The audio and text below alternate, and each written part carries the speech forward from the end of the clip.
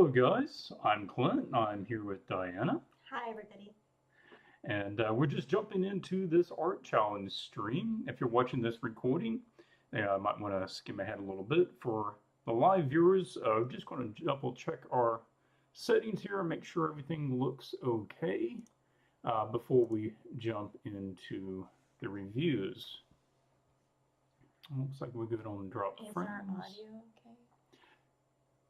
Oh yeah, let us know how the audio sounds. It looks like it's okay over here on my audio capture, but if it's unclear, if it's too high, it's too low, anything like that, please let us know. I get to see some people already in the chat. Awesome Sism, Christina, good to see you. Nick, you're at work right now. Sorry if you're not able. My light's in the way, sorry. I'm not active in chat. Okay. I can read it. It's okay. Good, as long as one of us can. My lights are there. All right. Yeah, so if you're not that familiar with what's going on here, like I said, this is Clint and Diana. We are both artists, illustrators, concept artists, and teachers.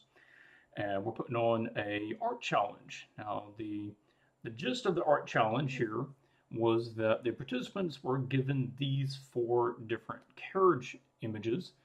We photographed these at a local museum, and then they needed to create a character design of somebody that might be associated with this carriage in some sort of fantasy, medieval, usually, setting.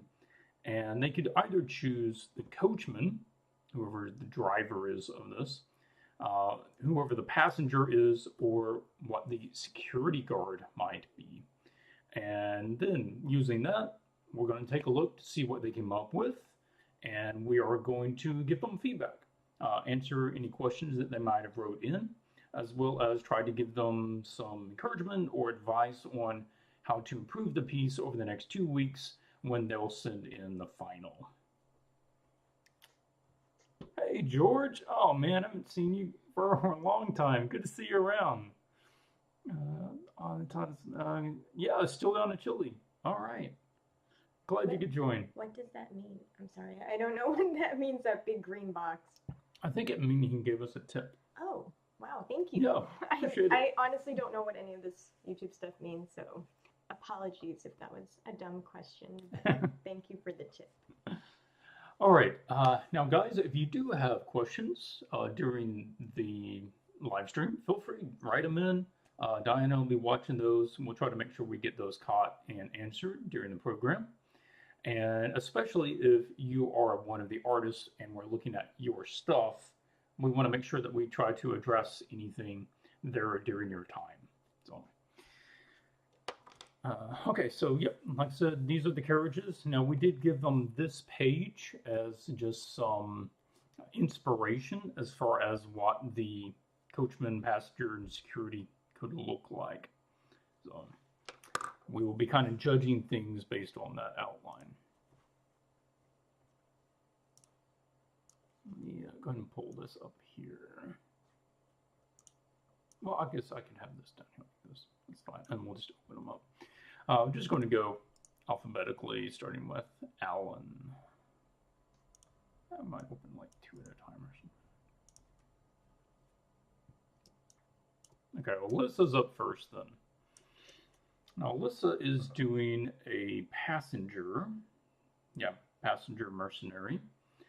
And I'm assuming that she is choosing the gold carriage, because that looks like the ones that she's citing the most. And I'm getting significant lag. So, there we go. Yeah, too many things running, I guess. You'll have to draw slow. Yeah, I can't be doing any extensive paint overs if it's going this slow. Okay, I did jot down a couple initial thoughts, but you haven't really looked through these yet. So I want to briefly looked at them. You want to give us your quick reaction? You want me to go through my Oh, you can go first, and then I'll okay. add anything if necessary. All right. First thing up on this one, this was Alyssa. Very clean sketch. Like, I understand what I'm looking at. I appreciate that you filled in most of these reference images. All the participants were provided this template and encouraged to use all the spaces for their studies and their references, because that's just a more professional way to do it, and that's where you're going to get better results. So beforehand, I did go through and I jotted down just a couple of notes on each of the images, so let's go through those. First up is the carriage character connection, and that's one I've got to question a little bit, because I don't really get the connection between this gold gilded carriage, right? This one here, number one, and this character. To me, though, it definitely seems like a disconnect there. And a lot of that comes from the time period. Particularly this character right now hits me more as a modern. It has a modern vibe to it. Yeah. Now, that is to say, Alyssa, you don't have to stick to some specific time period, but I feel like this may be getting too modern in order to reasonably fit in with one of these carriages. Maybe you could get a little closer with like number 2. It feels a little more modern. Also, just kind of the fluency of the character type that would be using 1 versus being, using number 2. Do you have any thoughts on that? Well, it's kind of, for me, it's a bit the issues with the concept. So if the character is a mercenary for hire, that makes me think that maybe they don't own a carriage, right? That big ornate carriage doesn't look like a carriage that would be for rent, for hire, that would be like, that's a good point, driving just mercenaries around. Like, that carriage is a big deal. That carriage carries somebody very important in it. So it's a bit, I don't know, that's to me is where the disconnect is first of all, the type of character with the type of vehicle doesn't really mesh. So that the third vehicle to me would be more of a vehicle that would be kind of a higher vehicle, or number 2 or number 3. Number 1 and number 4 look like, okay, whoever's in there is very important. That doesn't mean you'd have to make a big important character, like, you could make the driver or the security, but if you're doing the passenger for 1 and 4 would be really important. For 2 and 3, maybe not so much. It doesn't have to be. So I think it's kind of that for me where it's not connecting. And then there is a bit of the stylistic elements, like that carriage is really overdone, super decorated. Yes. Really luxurious, and then none of those characteristics are in the character. The character's not super decorated. Yeah. Not over the top, not luxurious. Yeah, the carriage is very opulent. And it sets a very specific visual kind of tone, and this isn't mimicking that. Now, we bring this up as a talking point because when you're getting into kind of professional character design, which we both do some of that, being able to fulfill a brief and match a character to an environment is a big part of it. And it's always been part of the art challenges, is that we try to mimic what a real project would be like to some degree, and talk about it from that point of view. That essentially I'm your art director and we're giving you this brief, and how can you interpret the brief that would be best for the client, right? So in that way, it's a great drawing, but there's a disconnect between those. Now, I'll go ahead and tell you right now, Alyssa, if you want to just keep with this character, that's fine. We don't care. We're just going to give you some feedback that we noticed this. Now, if you enjoy this character, just stay with it and take this one a final. Yeah, this is for fun. Yeah, so this is for fun. If you're enjoying this character, by all means, stick with it. We're just giving our observations in the context of the challenge. Yeah. So, and we will happily review it and root for you to do well with the final. Next up is the comment about it being a mercenary for hire who uses potions and magic to fight. It's a curious idea. I'm not against that idea. A mage style mercenary, okay, I can see that taking place in a bunch of fantasy games and stuff. But right now, that's not reading real well. I'm not getting an aggressive mercenary type character read from it. So if you were given the same sort of briefing, okay, Diana, I need you to make a mercenary mage that uses, potions and stuff to help them. What are some of the ways you're going to try to convey that with the character design? Well, if I was doing a mercenary or any kind of soldier or anyone that fights, a fighter character, I would, and let's say in this example, so you can kind of do this exercise on your own with any character, is think about what if they could only carry one item? Mm-hmm. And that one That's item good. is the only thing, the item and the costume that you can use to communicate to the viewer what the character does, who they are. And you don't have any text and you can't explain it. More often than not, I would choose to do, in this situation, I would put a weapon in their hand Mm-hmm. or a weapon on them, right? To show, hey, this is what they do. They fight. Yep. There's a combat element. It's kind of difficult to do that with potions because then you're kind of getting a magical vibe, unless Mm-hmm. you had like a magical looking sword or a magical looking axe or Yeah. something like that to kind of marry those ideas. But if you have someone holding potions and like balls of magic, it really communicates more mage, Mm-hmm. wizard, magician, sorcerer, witch, that sort of thing to me. So you kind of have to think about that when you're designing a character, is think, okay, what are the cues that I'm giving the audience to know what this is, right? If I want it to be seen as a mercenary, it's got to have a weapon. Yeah. It's obviously a weapon. That's just, yeah, that's what I would do. Yeah, I'm with you that my first thought is how can we show that she is deadly with this? And she's got to be summoning her magic somehow, whether that's giving her some sort of, flaming magic sword, right? And she's holding that, or she's got some sort of astral axe, or if you want her using one of the bottles, maybe she's like pulled the cap off of a bottle. She's got an open bottle in one hand, and like the magic's coming out, and it's becoming like this serpent or something that's wrapping around her. Right? It's manifesting the magic into something that she can use. So I would be trying to think about some route like that. I'm also going to encourage you that the direction for the overall character design shape of the costume and stuff, I'm okay with it, but I do encourage you to go find like a specific time period, culture, or style from history that you can really kind of connect to and not just be random fantasy. And it's really going to help add an extra layer of believability and interest to the overall style. If I was you and I really wanted, I'm not saying to do this, this is just an observation, let's say hypothetical. If I was you and I really wanted to stick with this character, I like the character.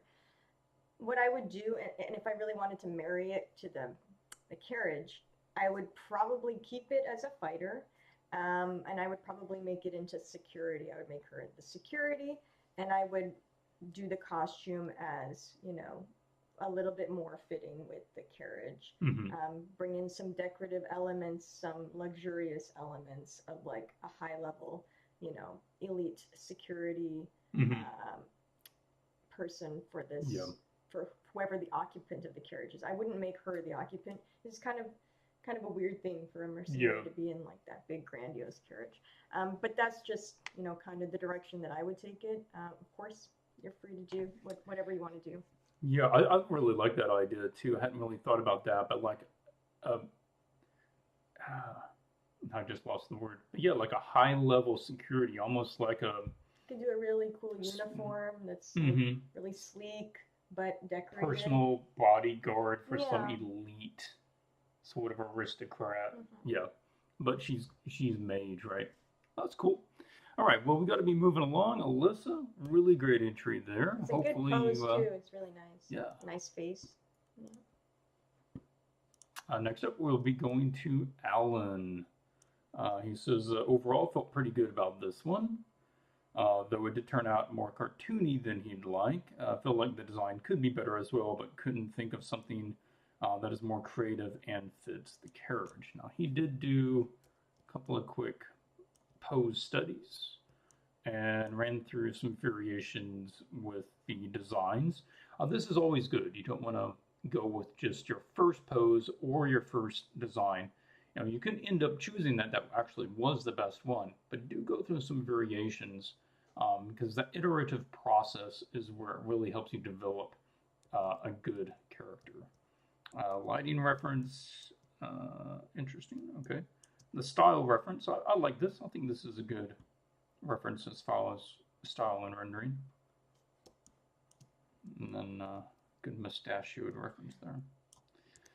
Okay, on this one, my initial notes was there is no pose reference. Got this nice big area for pose reference and nothing there. So this pose, I think, is one of the issues. It just makes it feel very static because he's in a very kind of generic pose. And I would really like to see if you could find a photo reference, even if it's just like using this guy right here. Just turning him a little bit would have been a little bit nicer. Yep. And just have that upper body facing you and that head turned to you, but let the lower body be turned away a little bit. It'll make him feel a lot more natural and give him better volumes to his forms. I also think that it's particularly affecting this arm. It feels a little wonky. Again, likely to do to just not having one cohesive pose reference there. Next up, this has to do with detail over design. We've got a lot of pretty tight black and white rendering on this piece, which is great skill, and I think you really show good control. It looks really nice. But I've got a question about going this clean and well rendered at a concept stage, where I feel like the time could have been better spent working out the pose and working on refining the costume design rather than doing more detailing, like doing the little finesses things on the lantern and doing tight rendering on the face. What's your thoughts? I think the shoes are really nice, and the cloth rendering is pretty nice too. Can you just zoom out? It's too close. What I would say is there's a couple of things. Oh no, it's lagging too much. I'm not going to draw anything on it. But what I would say is there's a little something with, maybe it's because you said you went a little cartoonier than you thought, something with the silhouette where he's very bottom heavy. For a man of his age, he's a little bit too bottom heavy. He's a little too narrow in the top area of the body. The whole body is very narrow up there. So just to consider, these are just some notes on anatomy, but if you do change the pose a little bit, if you rotate, then you can make those corrections. The other thing... Just kind of thinking how big his rib cage actually would be and be something like... Yeah, well, even looking at the ref, you can kind of see the silhouette. The other thing is, can you zoom in on the face? Is a few things. Before rendering, just check your landmarks, right? Your ears are quite low. So the ears should line up with the nose and the brow. So your ears should be kind of around here. Oh, my gosh, I can't draw on this. It's really laggy, guys, sorry. Yeah, it's super slow. I'm trying to make a line and I can't. I'll have to check in on what's causing that. We don't want that happening. So when you see the ears are very small and very low where they start, so you want to just bring them in or up a little bit more and double check your landmarks. Make sure that I'm sure you know this, but the inner eye lines up with the edge of the nostril, and the pupil more or less lines up with the corners of the mouth, and then the ears are positioned where they should be. So before rendering all these things, just kind of checking your proportions. The same thing with the body, and you can check for these. Like there's you know little diagrams online with the Loomis measurements if you want to use those, or others. There are different ones. Of course, that doesn't mean that everybody conforms to those measurements, but it's a good way to check if you're really far off with something. Yes. Yeah. And you can, you know, give yourself a little bit of wiggle room, but overall, those are kind of average measurements. Okay. Next up, a couple of my thoughts was just trying to develop the character visually, just make him a little more kind of second read details. I feel like a character like this having a pocket watch would. I mean, he's a driver, right? He's gonna keep a schedule, so. I looked up online, like a lot of times if they had some sort of vest on like that or a cloak, all you would see is just the chain hanging out, and that's what this blue line is here. Or sometimes even had two, and they had one coming from each side. Also, if he is a driver, he's probably going to have a split on the back of his cloak, because the way that he would sit down, it would need to be able to fan out. And so I'm thinking it might have a split. It wouldn't have to, but it's just easier to sit down. Yeah. It does. Otherwise, right now it's like pretty tight fitting. Like it's hugging him pretty good. And this, I know this is not your final piece. If you know, when you take it to final, also remember things, because you added some details already, but I would think of, oh my goodness. Yeah. Where did it go? It's like a 3-second lag on whatever I do. Think about things like the pockets and the seams. So there should be also, if you have a sleeve at this position, there should be a seam kind of here. And the same thing happening here. And then you should have pockets somewhere. A driver would definitely have pockets. And then I would maybe rethink the buckle motif. It's cool, like this thing here, but it's kind of used a lot in the image and always at the same size. I would try doing, if you do it on the hat, a little bit smaller, or on the cuff a little smaller, just to vary them a little bit so they're not all, I know the one on the hat is different, but it's the same dimensions of the strip and the buckle. So I would just vary that a little bit. One other thing in terms of the costume is what's going on down here with what I assume are socks. This here. Am I reading this incorrectly? It looks like quilted fabric to me. So I don't know exactly what you're going for with this section. It's a little odd to me in the context of the costume. So it might be worth pulling up some more stock references and trying to really nail that design, or I don't know if they're part of the socks or the pants. I'm really unclear. Yeah, I don't know if it's a stitched design or whether that's a quilted piece. Yeah. So just little things like that, and then as you can see here in your ref, there's like a little pattern here and there. I would incorporate at least one piece of clothing that has some kind of pattern on it. I mean, I know you got stripes down here, but I would do something else, maybe inside on the vest. Yeah, I would be tempted to add a pinstripe to either the vest or a very subtle pinstripe to the overall jacket. To the whole jacket. Yeah.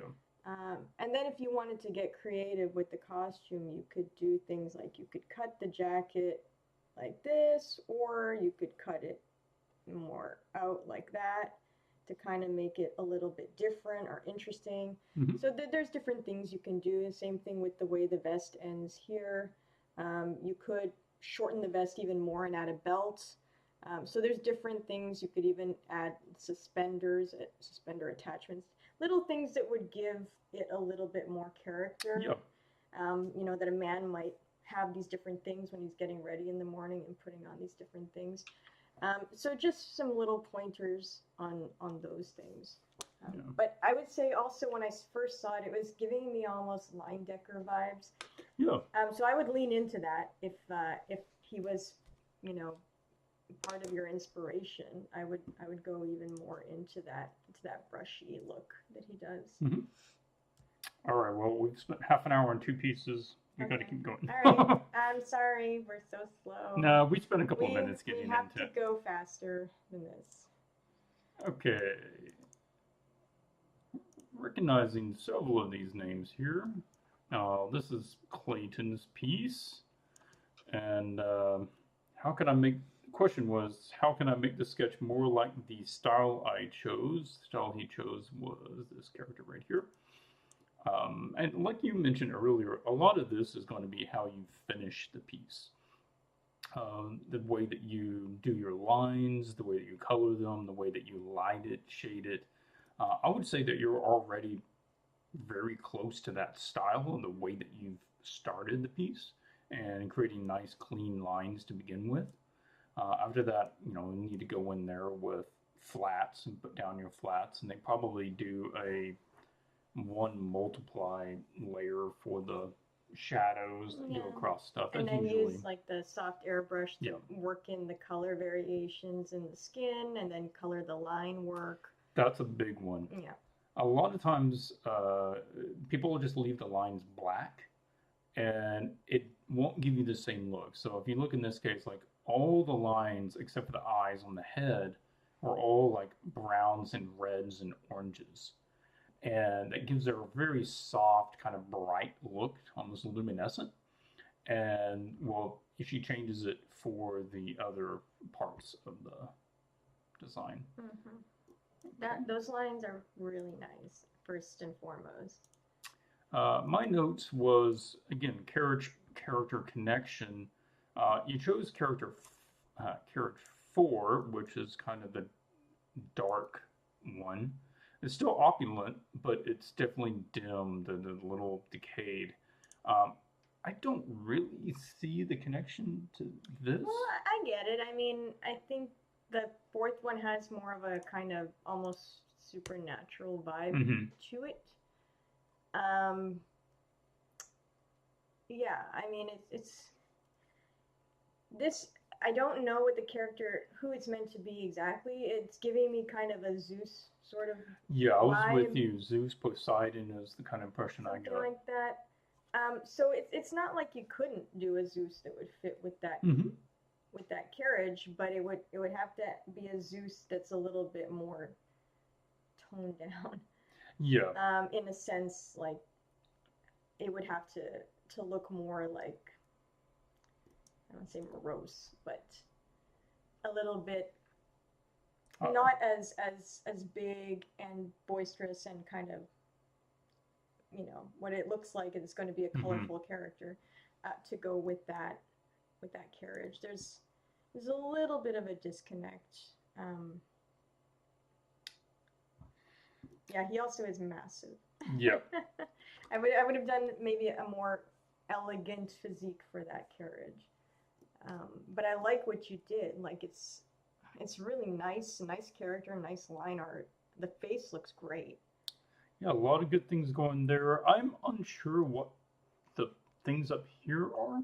If they're, I think maybe they're plants. Maybe. Hopefully you can tell that more in coloring. But just by the line art, I'm guessing that they're leaves of some kind, but I don't know. I kind of expect it to maybe arc a little bit higher there. And if anything was on top of his head, that they would be up, past that. It just feels like his head kind of cuts off short there. Also, this probably needs to widen out there as it wraps around. The other thing that got my attention was just the proportions of the character. It's like some things are accurate, such as the arm is obviously like super muscular, but it's pretty accurate to itself. But his arms are exceptionally big compared to his body, or his legs are exceptionally small. So it's throwing me off a little bit. I think that we could find a way to adjust that. So what I did was I copied the arms onto their own layer, right? And then I copied the body onto their own layer. And what I would do is just stretch the body, right? Leave the arms kind of how they are and stretch the body out. I just feel like that matches a little better because he feels like a little too squat. All right, and then we just allow him to elongate and leave the arms the way that especially for the type of character. Like if it's inside, it's if it's squat like that, it's kind of giving dwarf vibes. Yeah. But then if it's the way the character's dressed and kind of presenting himself doesn't really look like a dwarf. So it's kind of in that in-between area. So I think making the body would be bigger would be better, but also the feet I would have increased as well. Yeah, that's a good one. The hands are massive.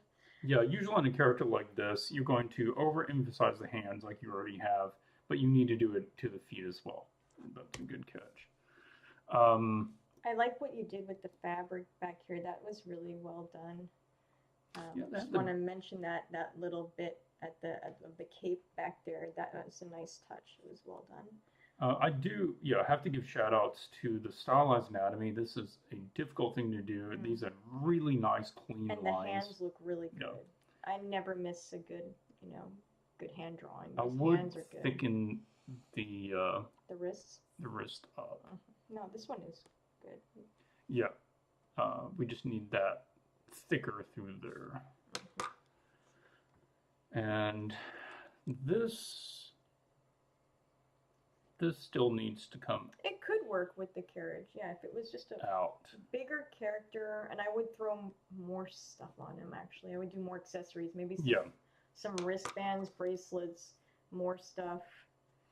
One of my questions here, I'd probably suggest adjusting this, and that is, I guess there's a cloak, but it only starts behind his head, and it comes off almost like he has a plume of hair behind him. But if you're gonna, is that not hair? I thought it was. No, I think it's his the top of his cloak. So there's a couple of things there. I would either, if it is hair, then we need to clarify he has like some sort of ponytail and his hair is being pulled back, and that's what's going on. Or we probably need to see the cloak coming over his shoulder a little bit and having that overlap the top. And we might want to show some of the fur coming down the side so that it connects in a little better. Yeah, I would just expand and put fur on both shoulders, make it really big and powerful if you're going with that carriage. And have it like showing on the other side. Yeah. I think that works. All right, really beautiful piece. Super Clayton. nice as it is, by the way. We're looking at it because we have to, but it's already really nice. Remember, guys, any art skill level is welcome to join the challenges, and we will give you feedback based on whatever your skill is and where you are in your art journey. And we're not comparing people to each other, and there's no winners or anything. Okay, next up, Bojic. I think I always say that wrong.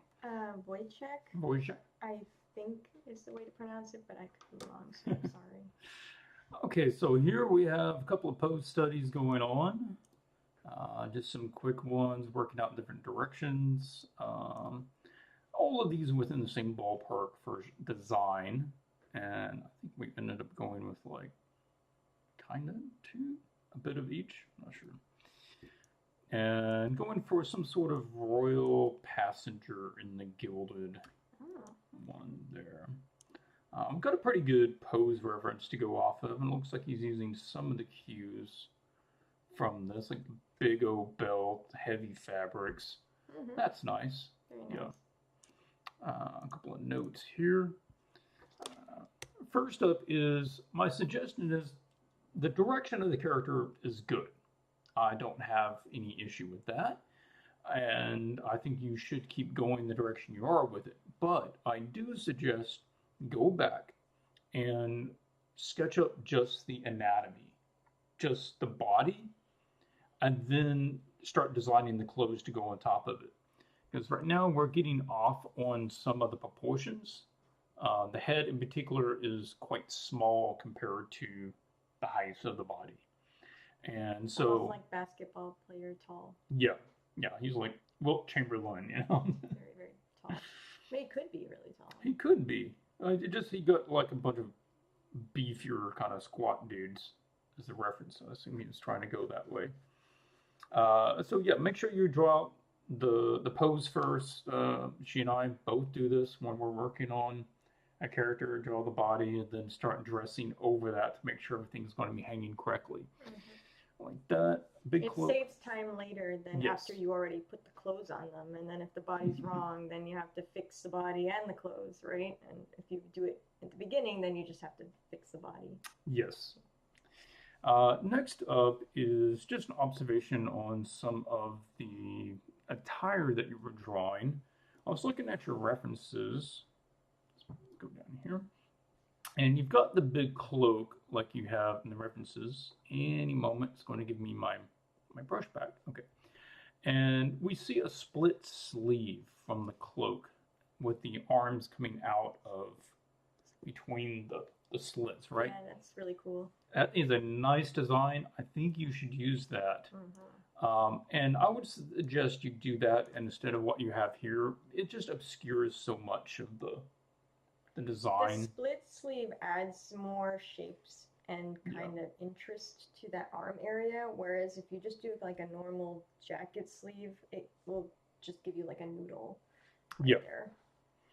So on these, you're going to have this kind of splitting around, and the arm is going to be coming out, you know, between this. And part of this is going to come down between his arm and his body, and then the other part is probably going to be behind there. It's not going to wrap as far out as it is now. It's going to be something like that. Also, this one, as you're developing it, watch this line, because I'm not sure what's going on, what that is right now. You can just do what you did in what you see in the references, which is they just have layers. Wow, this thing is going crazy. You can just have layers, let go, of the fabric coming down, right? We don't need to see the pants underneath all that, I wouldn't think. Well, I mean, it's optional. You could see the pants. It depends on, I think part of what's going on here is also, at this stage that you're at, you have to figure out what the items of clothing actually are. What has he got on? Has he got pants on and then like a long tunic on top? Or is that a shirt? Where does it end? Is there like a wrap that goes around? You got to kind of sort out what all these bits are so that you can draw them convincingly and figure out, okay, am I showing pants? Is he wearing big pants? Is he wearing just a tunic with some tights underneath? So maybe consider that. Here it looks like, I can't really tell, honestly, in these studies, if those are pants or if it's just a tunic with this open down the center. It's kind of hard to tell. So I would clarify that. And then the other thing, I mean, I know this is still just a sketch, it's not your final, but think about adding interesting details to the boots. Super tempting to just do a boot that's just normal, but then everybody will do that boot and it's just a normal default boot. Think of adding a fold to the top of the boot or a cut to the side of the boot. Boots always have seams unless they're rubber boots, which I don't know if they have seams, but leather boots always have seams. So think about where you want to cut those seams. Sometimes people make designs in the boot. You know, it'll curve in the front like this. Sometimes it'll have a cut like that.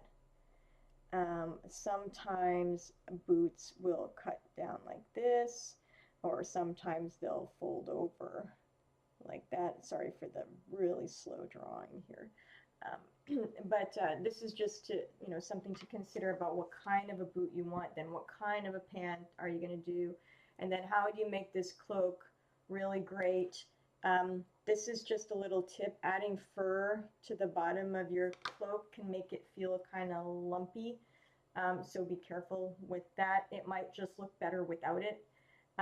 If you do want to add the fur, I would just bring the cape all the way to the ground to make it look a little bit, you know, more majestic. If you're going that majestic, you know, fur-lined cloak is very majestic. Yes. And then with other things too to keep in mind, you know, with your hat, it's a little on the simple side for a carriage that's that ornate. I would go bigger and bolder with it. I would do a lot more in the torso area, something like, you know, a big kind of, you know, necklace thing happening here, something like that.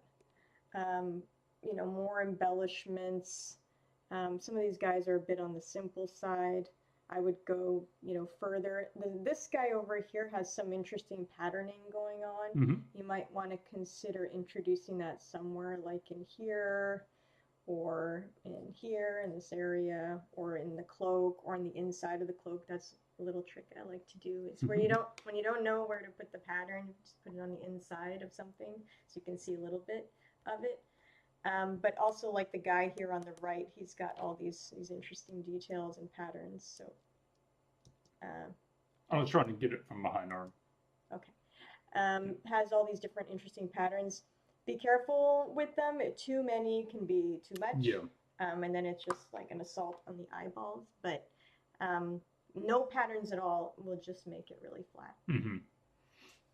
All right, man. I hope you found that helpful. You know, really great time to just kind of start rebuilding the characters. Say, this is the direction I want to go. Now start laying some better groundwork and going item by item and determining exactly what this costume is and what the layers are and what the patterns are going to be. Yeah, basically now you're a costume designer until you start painting. It's part of it. Yep. It really is. It's a big part of it.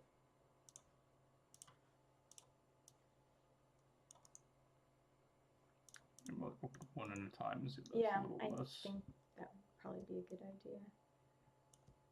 Oh, come on. Ooh.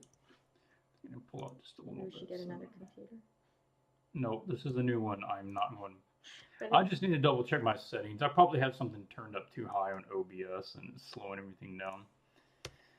So this one is by Reese. Said he went for the coach driver. Mostly happy with this design so far, although I feel like it's lacking some additional narrative elements, like a coin bag or emblems, hoping to make it to a more highly rendered finish, like the guy on the bottom right. We'll move it over so you can actually see that for a second. I really like the costume design. Yeah, I'm with you. I do like the costume design, but, you know, through the question though, why? Why do you like this one? Well, but before we get into that, I just want to say I'm mildly confused about which coach he belongs to.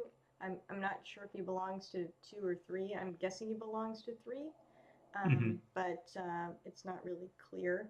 So I would assume that he belongs to 3, in which case I like the details of the cloak. I think that's really nice. Yeah. I think it could even be pushed further. To have a little bit more uniqueness in here so that it's not just, you know, one, what do you call those? The little buttons? Yeah, probably buttons. Just one button on each thing. I would probably try to make it a little bit more unique. But I really like the design. I like those little pieces in there. It shows nice attention to detail right there.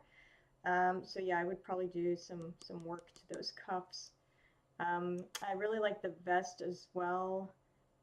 My only critique of both the cloak and the vest is that they're really identical in terms of the buttons and the trim. It's almost the same kind of placement and thickness.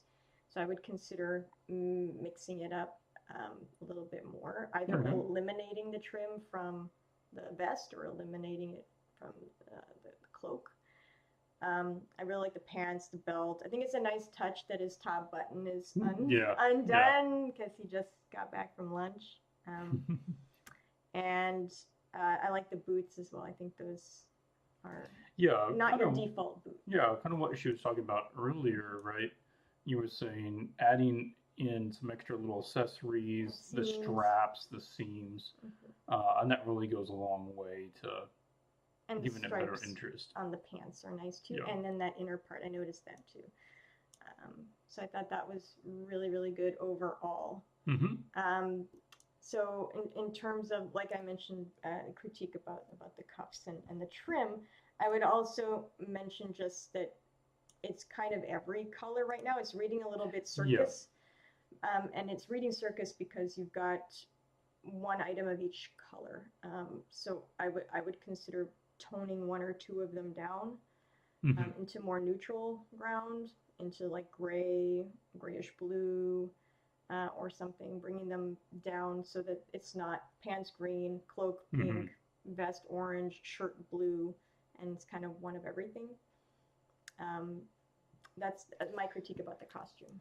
Yeah, let's run through some other things. A good rule of thumb for choosing colors is even something they did here on this character, which is you keep most of your colors within a neutral range, which is very close to gray or very dull brown, and then you have one pop color, right? In that case, it's this sort of dull red. And that usually works quite well. And I think that could work for your character too. I'd say maybe, you know, the cloak could be his main color, probably push up the redness or the violet, whatever direction you want to take that. And the rest of it could be, you know, grays, browns. Well, the explorations on the left are more kind of in line with that. So you were kind of going more in the right direction in some of those thumbnails on the bottom left. And then kind of for the main one, it was a bit of everything. Yeah, the one on the bottom left, this feels like more like a regularly employed driver for some estate. Yeah. This guy feels more like kind of an independent dude, you know. He's not as fancy. Yeah. But and the third guy feels like country driver. Yeah. And your current guy, I have to mimic what you said, Diana, which is kind of that circus. Giving a little circus vibe. It's getting a little of the, I forgot what they call him, the guy in the ringleader. Yep. Ringleader. But I really love that first one. Like if you brought those colors into it, that would be very nice. Yep. Okay. Other things to hit on. I've got to pull in the question of the anatomy and the body proportions.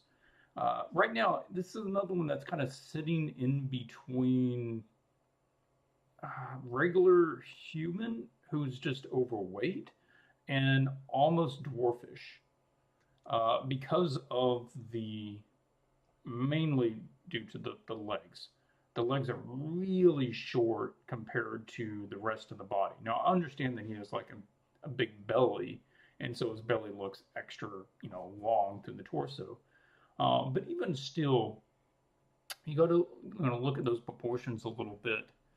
And looking at the weight, it'd be really good to take a look at some anatomical charts. I also know that there are some drawing charts of anatomy of how a body changes under different degrees of weight, right?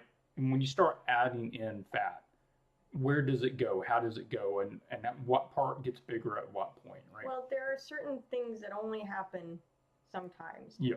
And if you zoom out for a minute, because I want to look at this ref. So on the upper right here, you have Marlon Brando, and you have what I assume, I don't know, this dude could be Baron Harkonnen or Kingpin. I'm not really sure. But when you get to those levels of Baron Harkonnen or Kingpin, that's when you get kind of the fat deposit around the whole neck like this, where it extends kind of like that to like a big kind of pillow. And I've drawn models like this, and I know people that have this physique, and this only happens when you get there's nowhere else to go. When you get to quite a large size. So just having kind of a beer belly isn't really enough to get to that stage. When this happens, it's Baron Harkonnen kind of territory. So if you don't know the reference, go look that up. Google from Dune. From Dune, Baron Harkonnen, and you'll see the physique that I'm talking about. And this doesn't match. Basically, what I'm saying is that neck, that face doesn't match this body. The body's not really big enough for that. So you kind of have a choice to make, which is you can make him even bigger, which would be kind of a hard sell for a carriage driver. Yeah. Or you can thin him down a little bit here so that he matches more of the body. Go for, I would suggest more of just that really chubby face rather than just the kind of the huge jowls.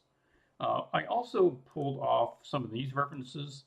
Like if you want to see how to kind of pull off that big body type and make it look better, or more, or, I don't know, more consistent, then yeah, this can be a good place to start, is looking at some cartoons.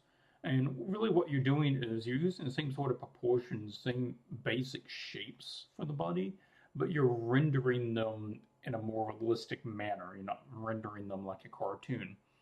And you can see here, just one of the major things they do is like having that wide shape that sort of just runs into the head, and you're losing that sense of shoulders, right? It just kind of goes from the arms and sort of in.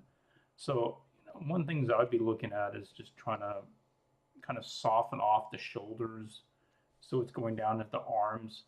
And the arms also allowing them to maybe look even a little more full, right? Because I'm getting the impression that the sleeve isn't all that tight, and his arm has to fit inside of that sleeve. And again, if the guy's this heavy, then, arm might be a little bigger. And other thing is, even looking at, he has a really nice, the Penguin from Batman Returns, Mr. Danny DeVito down there. If you haven't watched the behind the scenes of making the prosthetic for that, it's kind of interesting. I have not. But looking at this shape where it really starts bowing out right there under the chin. And right now we have it kind of sinking down at the top of his chest, and then just really coming out at the belly. So I would consider letting this immediately start kind of cartoon curving out, right? A little sooner, if you want to go that direction. And well, I mean, he's not really the best example because that's not real. That is fake, right? So that's a suit. But if there are some references, there are life models on New Masters Academy is the first one I can think of. I know those are paid, so I'm sure there are some free ones as well.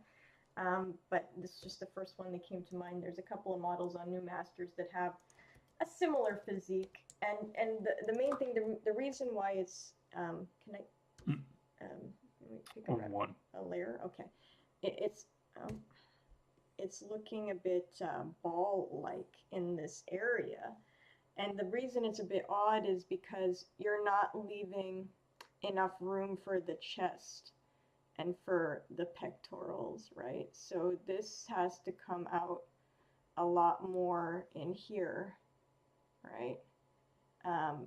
And you gotta leave room for those. Yeah, it's really going to widen out for all of that to be wider, bigger, and pull out more. So it's just something to look into. Like if you're gonna do a physique like this that isn't as, let's say, typical or conventional, you do have to spend a little bit more time on research of the anatomy to make sure that it looks right. Just trying to see kind of what it looks like if you just lengthen the legs a little bit. Yeah. I mean, the legs can be really short if you're doing like a super cartoony... Yeah, it depends the style you're going for. Cartoony thing. But if you're going to realism, semi-realism, then the proportions are not the same as a stylized cartoon. All right. I think we covered some good points there. Appreciate the entry. I'm really interested to see which way you take this. I like all your preparatory sketches. Yes. You put in the work, so. Next up is Nicholas. And also, I've not read these because they're behind my light. It's mostly a conversation between them. Okay. I think there's a question related to AI, but if we have time at the end, maybe we can address that. All right. All right, so Nicholas sent one in, and there's a lot of tiny comments, so I made it a little bigger so I could actually read them. Character concept went with third carriage, which is the black one. All right.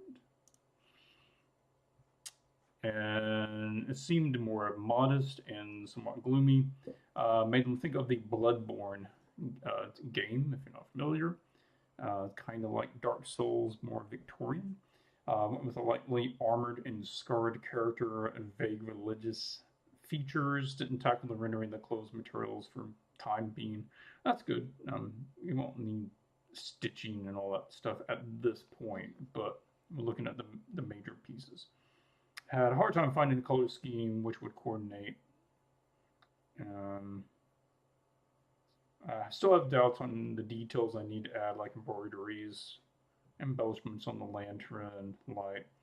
All that stuff you can get ideas in. You're just pulling off of real life. Like, where do you actually need to put stitches? Where do people generally put embellishments? Like, that stuff. I did pull together some, and also made the clothing references bigger so we could see those, pack them in there. My initial thoughts is I feel like you've got a vague idea of what you're wanting this character to be, but not having a clear enough vision yet to really pick a direction. And that's sort of coming across to me through the clothing references here, that they're still very varied. And if we come in here, we've got, I think that's, I don't know, is that cosplay? I'm not sure. Looks really good. Fancy gold armor. We've got chainmail. We've got full plate. We've got like a classic jacket of a noble person or whatever. We've got gilded lanterns. We've got this kind of roguish medieval character. So we're still all over the place as far as your inspirations. And I feel like when you're combining such wide things together, it's not quite gelling. So I would start by trying to find fewer, clearer references. And if it were me, then I would start by first just looking at Bloodborne. Like, if that's kind of what your inspiration is, then go find some Bloodborne characters. Earlier I just went and Googled some Bloodborne characters. And the top right and the bottom left here, or Bloodborne. The other two were just came up in my singular feed on Pinterest.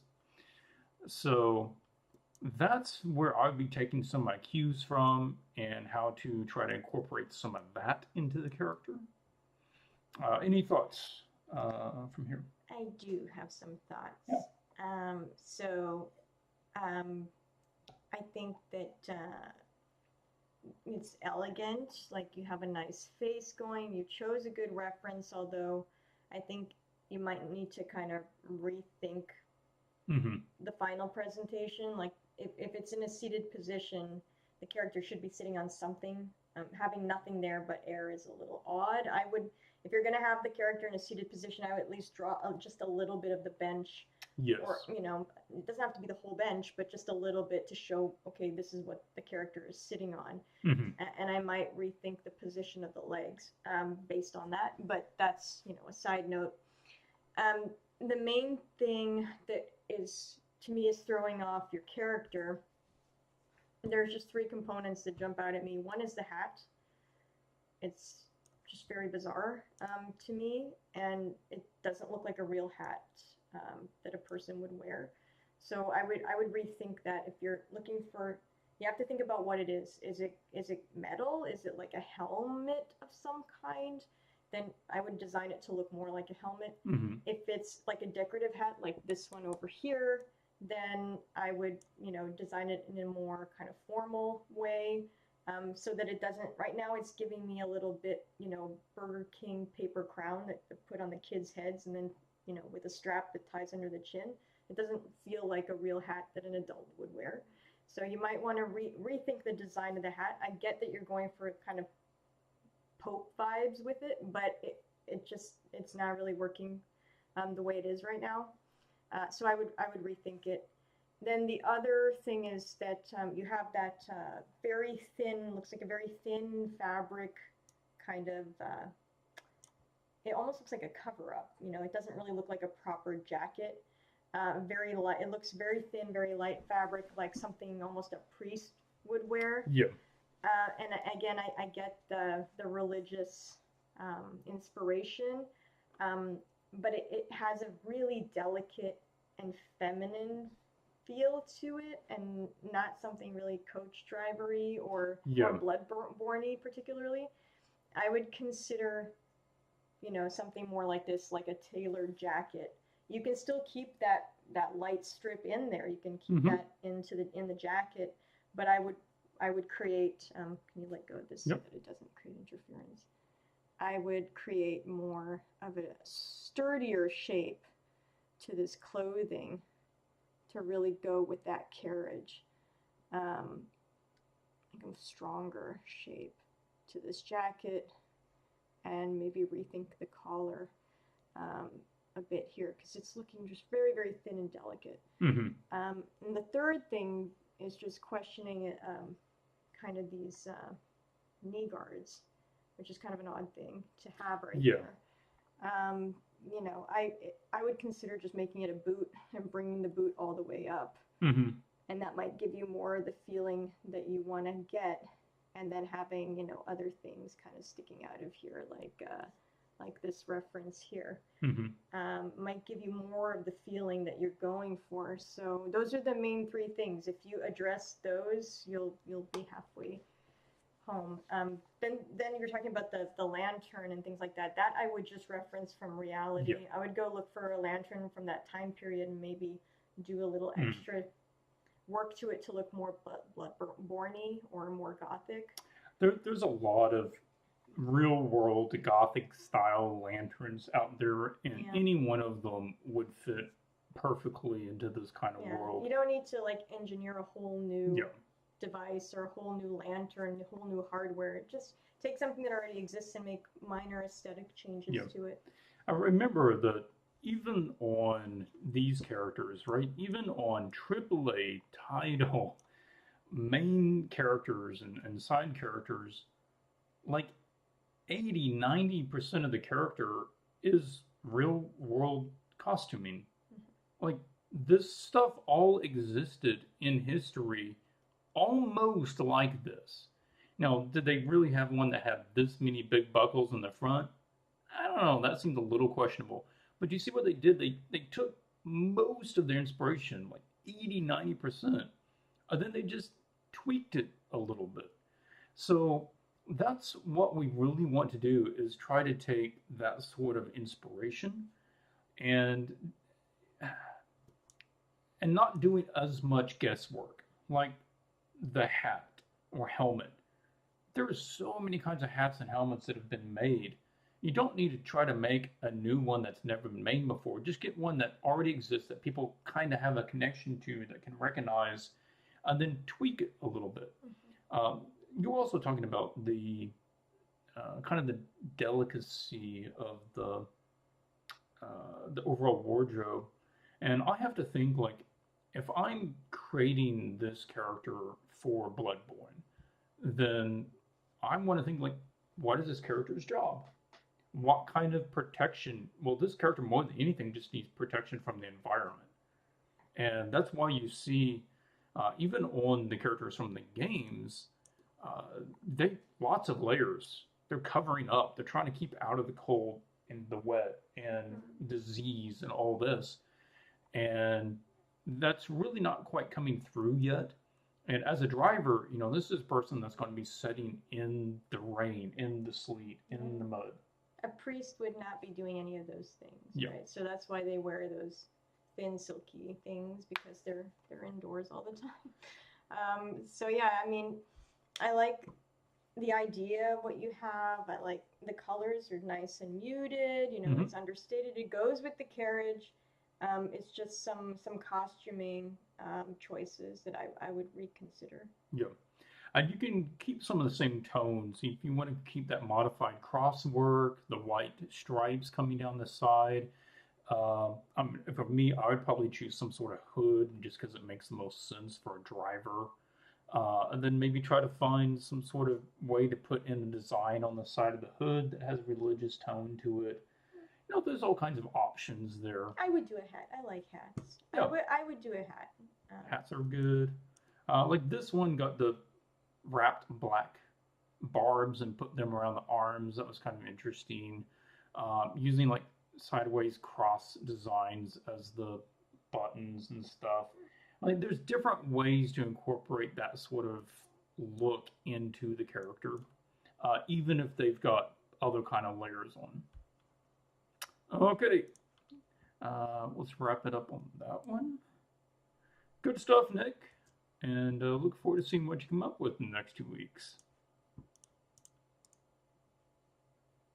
Yeah, you want to give that name a shot? Marchik? Marzik? Marchik? I don't know. Your pronunciation of foreign names is Awful. awful. Because I live in America. Mine is bad, but yours is just a smidge worse. Okay, so we have another carriage driver. I didn't know.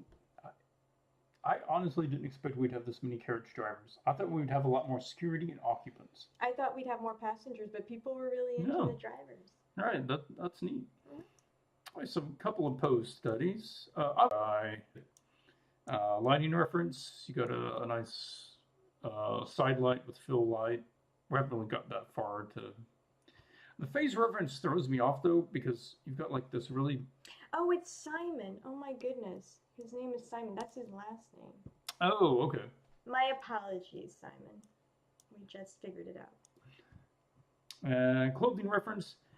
These, right off the bat, like, probably going to try to find something that we can do to jazz these up a little bit. They're just visually very plain. What? Those are cool. They could work. It's just a question of how you're going to marry those two things. Yeah. The pose reference is good, right? And I think that a lot of that... Yeah, it's elegant. It's got that, skinny physique. Which carriage is the chosen carriage? I'm guessing the first one, just based on the color. But I don't know. Is it the first one? Don't know. Simon, you're here in the chat. Is it the first carriage? Yeah, because it has the gold. I think it's probably that one. And some studies with the lighting.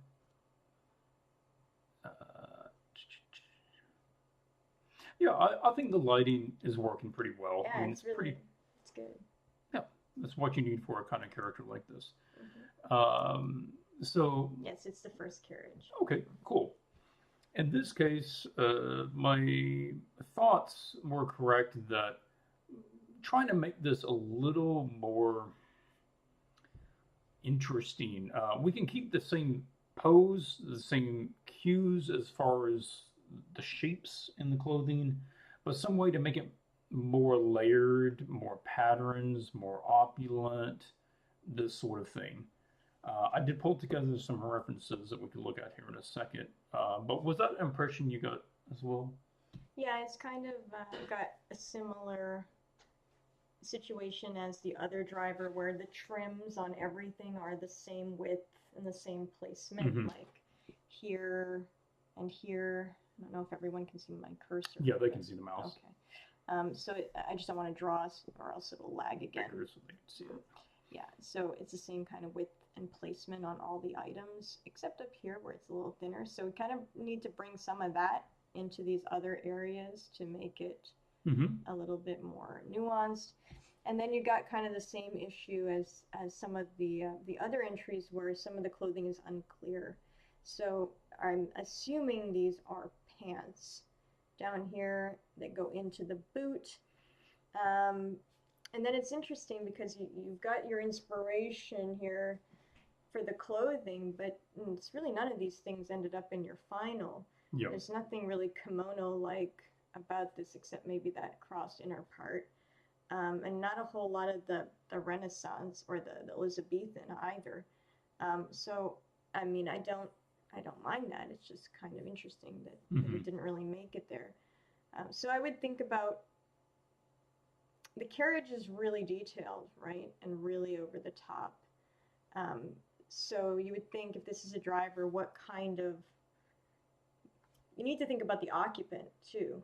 Yeah. And then what kind of driver? The driver would probably work for them. So the driver should have something that looks official. I would say even a bit uniform-like. Let me go ahead and pull up the ones that I grabbed. Yeah. I would just went out to Pinterest. Guys, if you don't use Pinterest, look for character design ideas, you're missing out. That's the place to go.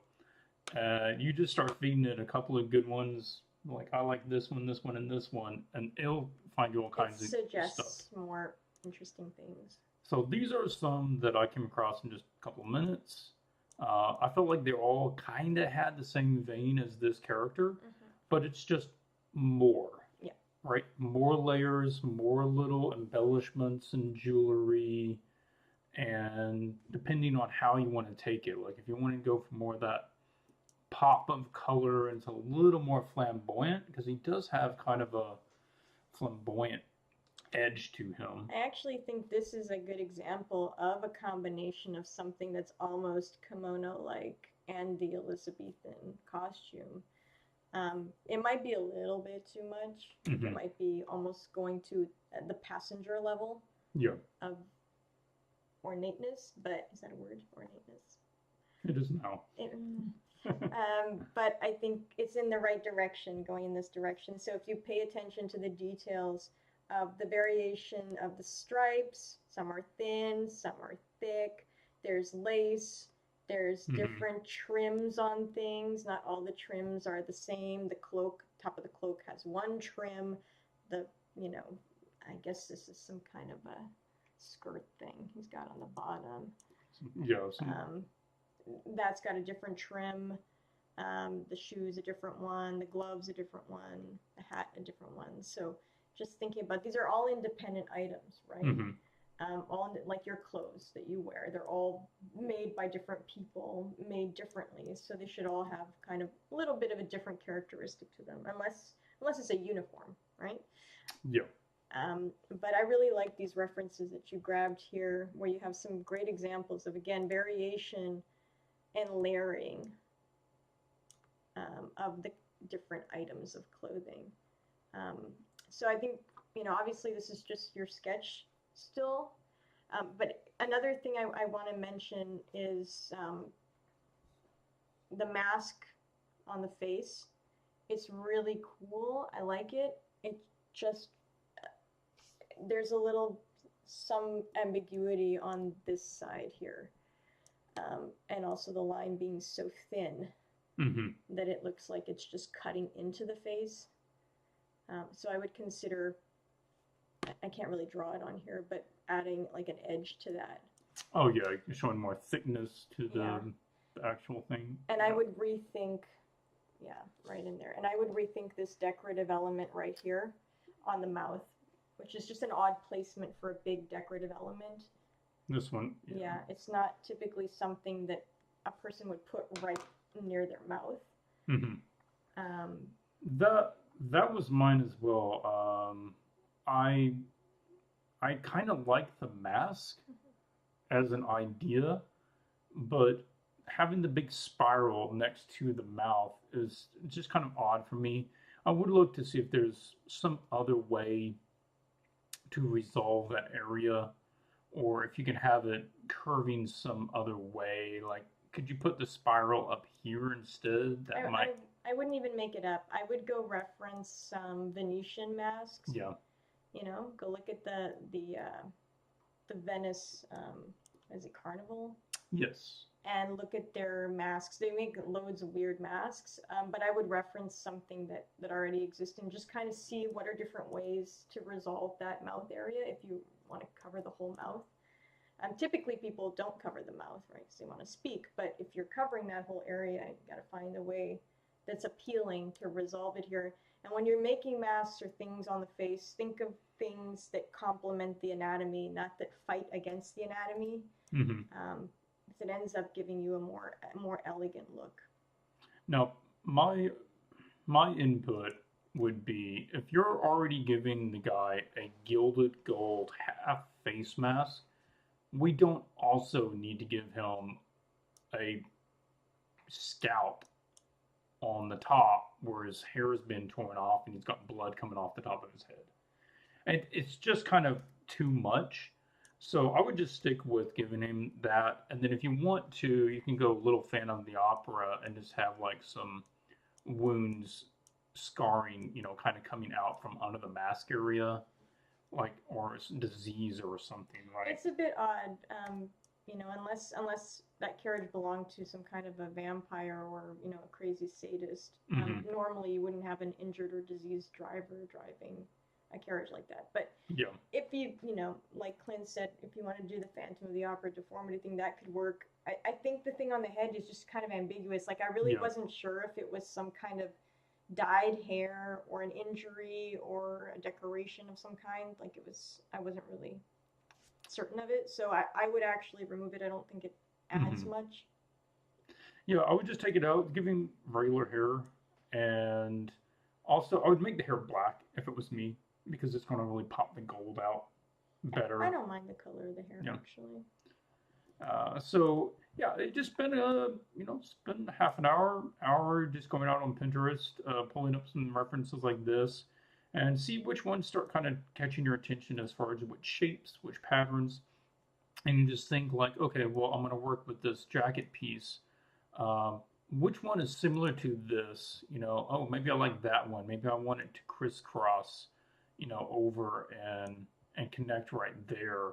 And that's cool. And then I like the long buttons. But I really like, the shoulder piece on this one. I think I'm going to add another shoulder piece underneath this.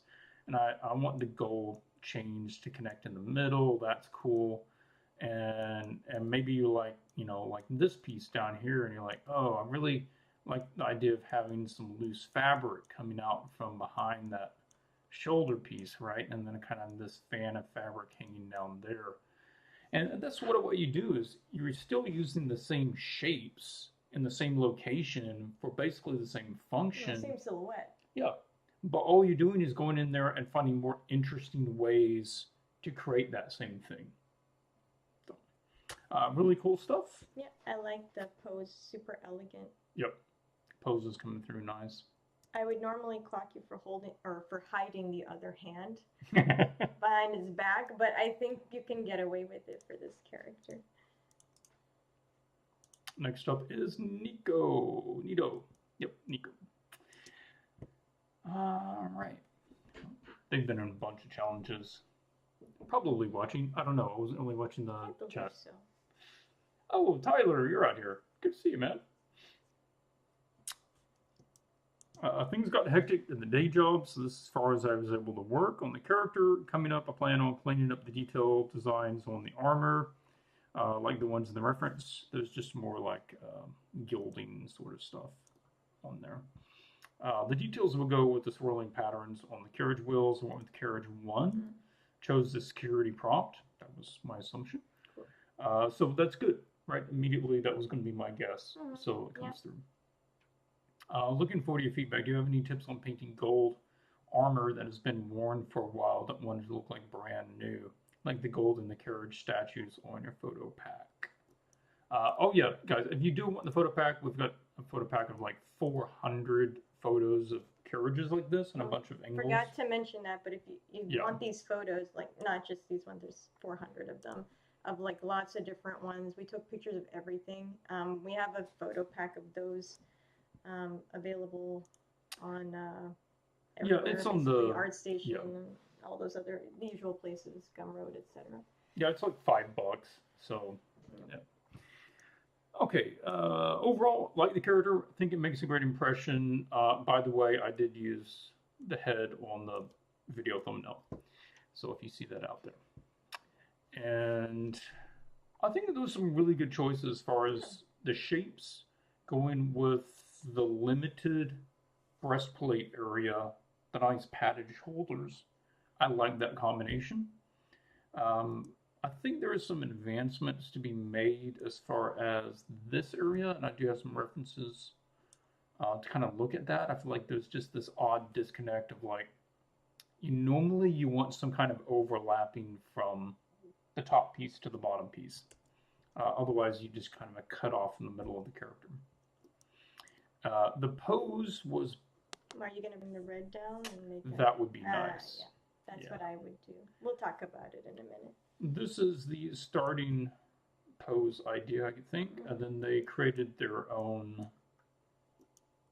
version 3D pose based on the photo I took of myself with props.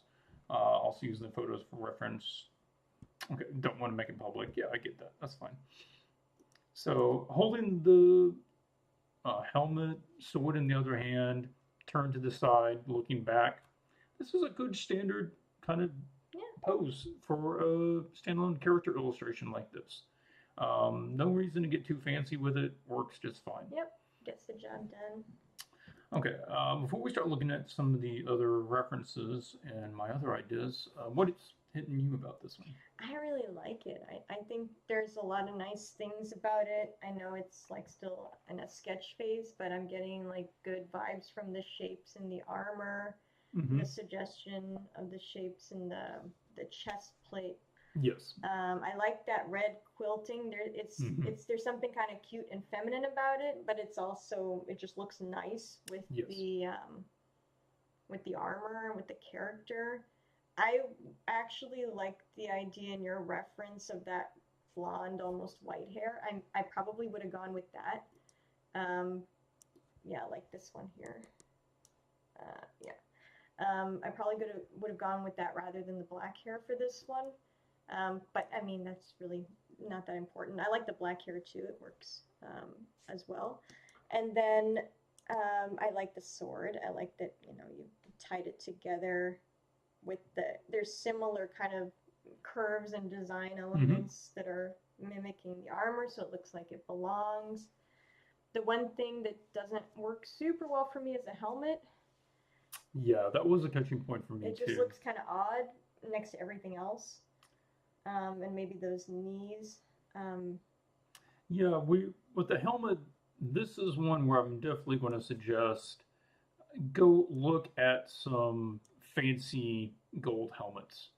And the fact that it is silver and black, where those are your real minor colors on everything else. So go ahead and make gold the main tone on it as well. I would do something gold and like really ornate and like, kind of mimicking the shapes of the sword in the helmet. And then, yeah, like we were talking about, I would extend that red shirt. Right now it's just a shirt, but I would extend it into a tunic more like that to cover a bit of that weird area, like the crotch area that's just kind of there right now. There's nothing wrong with it. It just looks, Yeah, same thing that we empty. Just did on the other one, which is, okay, is there a more interesting way to handle the same thing and accomplishing the same thing? So again, went out, pulled together some references. This one's in reference to just rendering gold, and we'll talk about that in a minute. But these, let me pull this up a little bit so we can see these better when we zoom in. So this is a classic way of handling it, which is having that middle tabard, piece hanging down between the legs.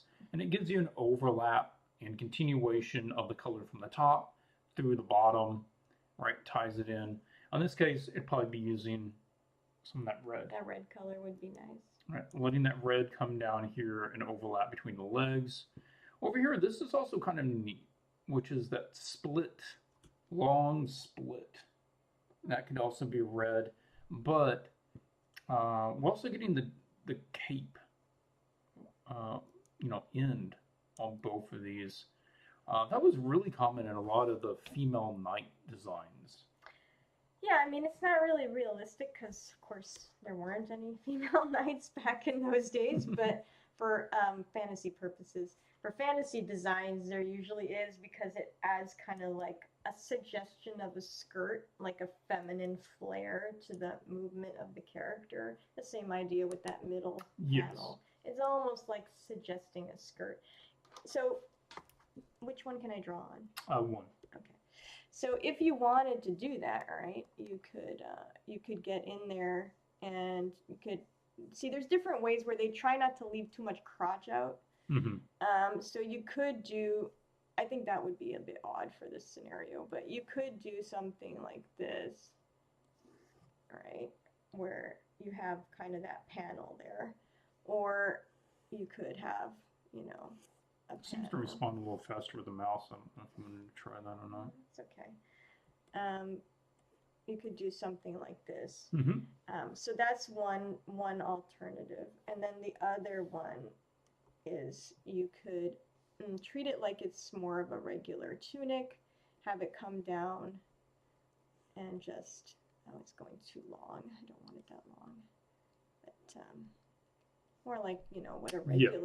regular male knight would wear. You could have that, and kind of maybe a suggestion of a belt or something underneath. Something like this. Yeah, you see that style a lot too. That's a common one. It goes just above the knee. And again, you could even have that quilted pattern on that lower part as well if you wanted Yeah, it. if you want it more masculine, like you're saying, Nick, I would still, even the male knights have the tunic that comes down. They don't just stop at the waist.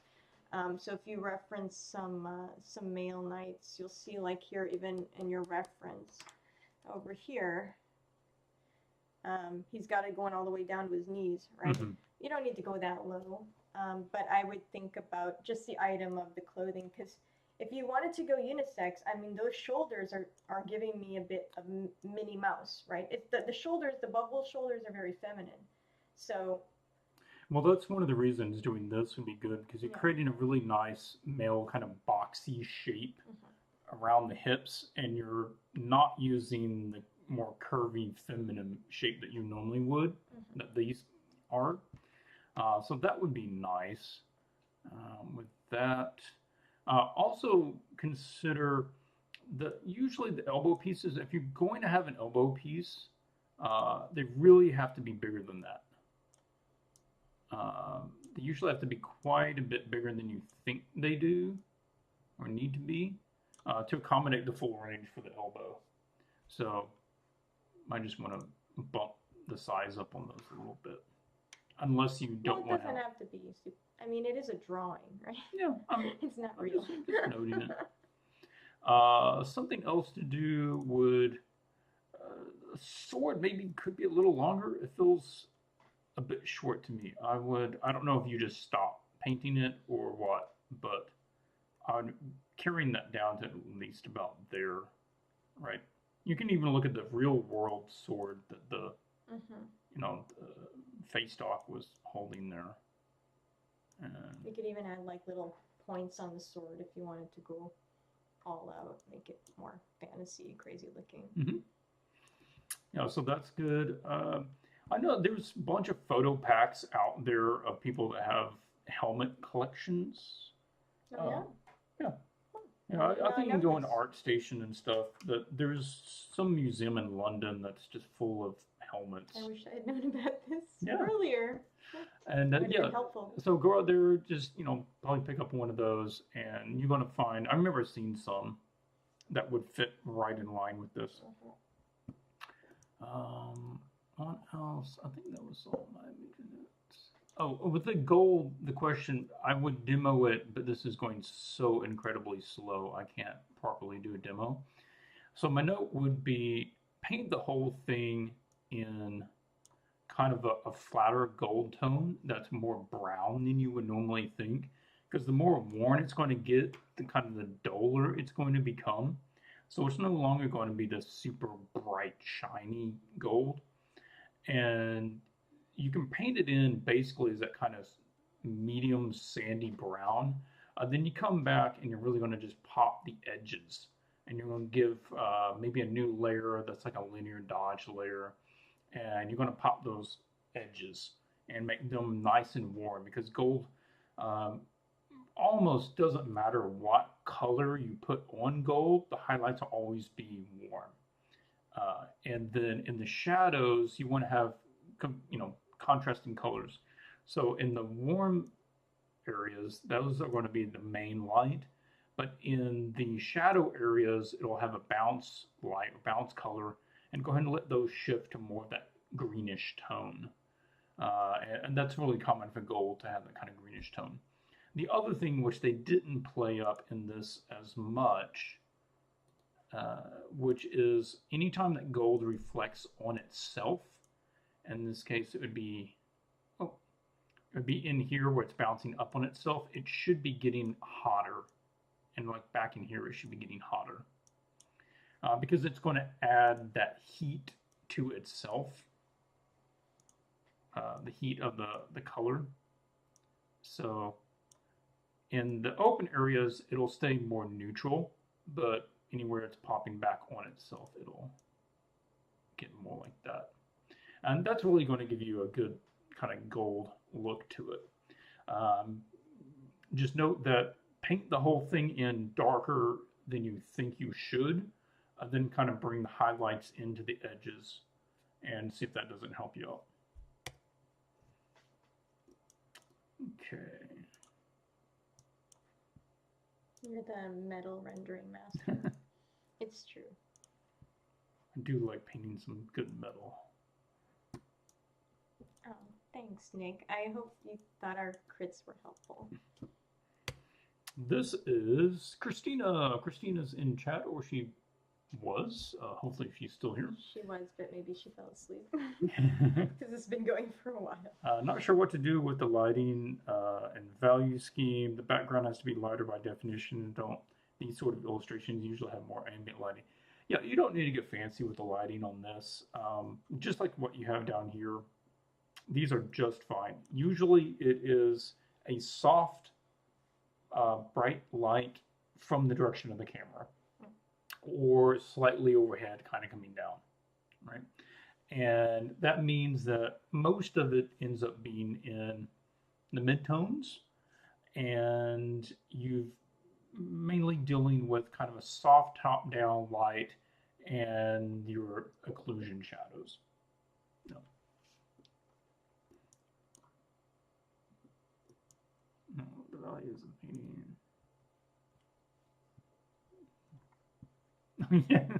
Yeah, that's the proper way to do it. But you know, people not reading the comments don't know what you're laughing at. I'm reading it in the comments. It's funny. Yeah, I'll read it. It says, when painting gold, just pull out your gold bar for reference. Yep, that's what we do. That's what we do all the time. Yep. And silver, whenever we need a silver reference. So here, worked on a couple of different poses, very different poses. I appreciate that. Looks like they were all from reference. Decided to like the nobleman the best. And a couple of costume variations here, without cloak, wide flare versus tighter flare. Does a sign reference. And another coach. Yep, and taking cues off of that coach. Okay. And this is a really well-to-do fella here. He's very expensive outfit. Yep. Gotta appreciate that, nice haircut they've got there. Sure it's not a wig? Might be a wig. And the pose reference. So first impression of the character overall, it's good. I think it very much fulfills a nobleman. Yeah, he's a bit dainty, fancy man. Mm-hmm. Yeah, he looks like a dainty, fancy man. And that sort of time period really comes through well. Mm-hmm. I think he picked up a lot of what makes that kind of costume work, and putting the right pieces together to really sell that. So I like all those choices. Now, if you're wanting to go more of a painterly route, then we'll need to start backing off of the lines and going into more proper painting. I think that's what you want, since those are your style of references and not line-based. So if you like that sort of approach, then go try to find some step-by-steps of people that paint like that, and see what steps they go through in order to achieve that. And you might need to start softening out your lines, like lowering the opacity, and try to build it up with the paints as you go. For me, I think the major thing that I would address going forwards would be trying to address the pose and angle, because I feel like that's throwing off some of the shapes and stuff. I feel like right now, I can see the reference and I know what you were going for, but what's going on with the drawing itself is that it looks like he's about to tip forward. Yes.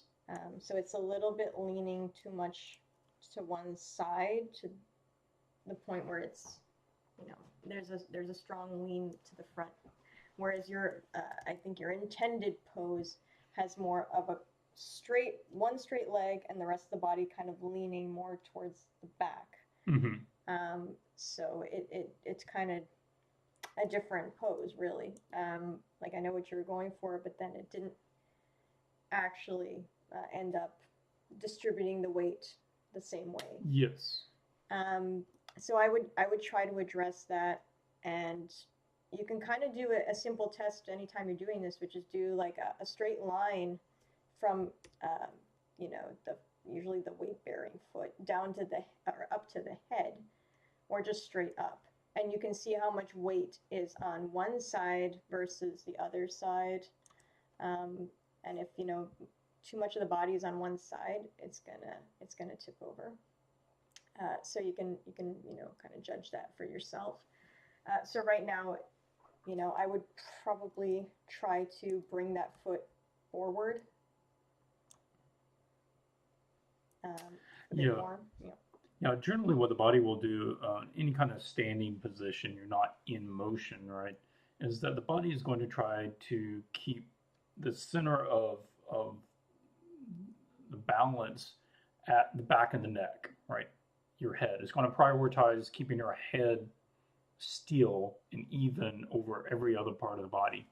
And in this case, we can tell that, sorry, that this foot is carrying all the weight since the line is not going between them. If you would just stand there naturally, then the center line would go between the two heels up to the back of the neck. So this foot's carrying like no weight. But right now, this is way out towards the toes, and it would be very hard not to fall forwards with that. Now, I'm going to suggest something. I'm going to note something to you. And then it's up to you whether you want to make this change or not. If you want to go with it the way that it is, that's totally fine, right? Because this would require more work. Now, up here you do show your anatomy drawing that you first did, and that's great. Always good to work out an anatomy first. But what we're doing is we're having a difference of perspective, and that's where it's starting to throw all this stuff off. So if we just put this right down here next to the actual pose reference, what you'll see is that we have an extreme up view on the photo, but we have a straight view at this character.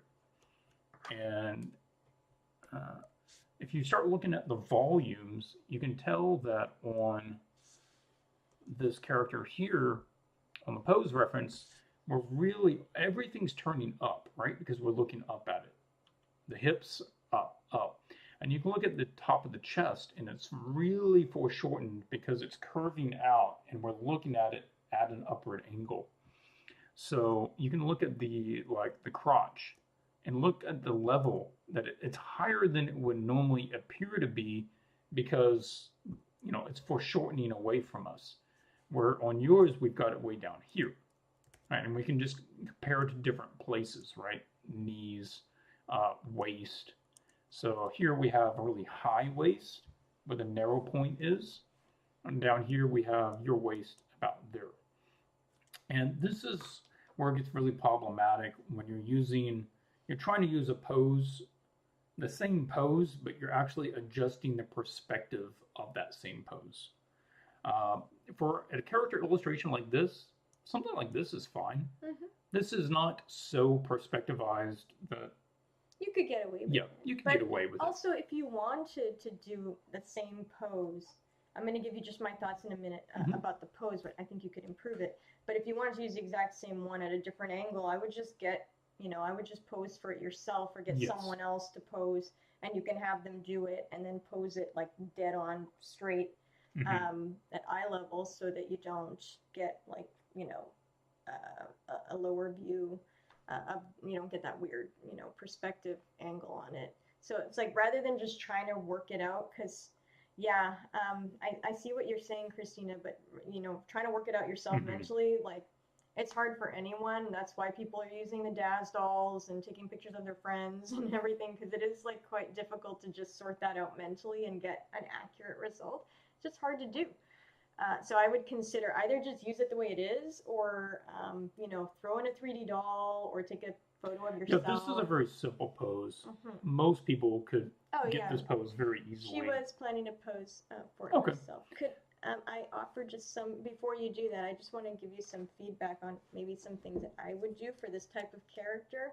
If it's like a fancy nobleman in a very fancy carriage, I would actually look up some reference of something like Louis the 14th. There's a lot of movies about him and about his court, and kind of the poses that they would do, right? And it would, I would rethink this pose. If you wanted to have a cane in his hand, I would probably put it in this one. Is this mouse just more responsive? Yeah. Okay. I would probably consider, putting the hand. Sorry, I'm drawing this with a mouse. It's quite difficult. Put the cane here. Ah! That didn't work. Here. And then with this one, I would probably move this arm out here, perhaps. Something more of like almost like a dancey kind of pose. Oh, yeah. And have him like holding a little hanky or something, a little hanky in one hand. And then have like the big jacket coming out. Lots of layers to it. Mm-hmm. And you could have the one, straight leg, and then the other one maybe out here doing more of a dancey pose. Sorry, I know this looks horrible. I'm trying to draw with a mouse. So this is something I would consider doing, is having him like have more of a, fancy man, fancy dance pose, holding the little hanky. I would consider doing a little more theatrical. Yeah, more over the top, really fancy guy. I mean, someone who has a carriage like that is super vain, right? So I would do that, and then I would consider too, for his expression, like raising the eyebrows, a very proud look. You might want to have him opening his eyes kind of halfway, looking at the camera as if he's too good for it, throwing some more rouge on the cheeks, some more makeup, maybe powdering the face.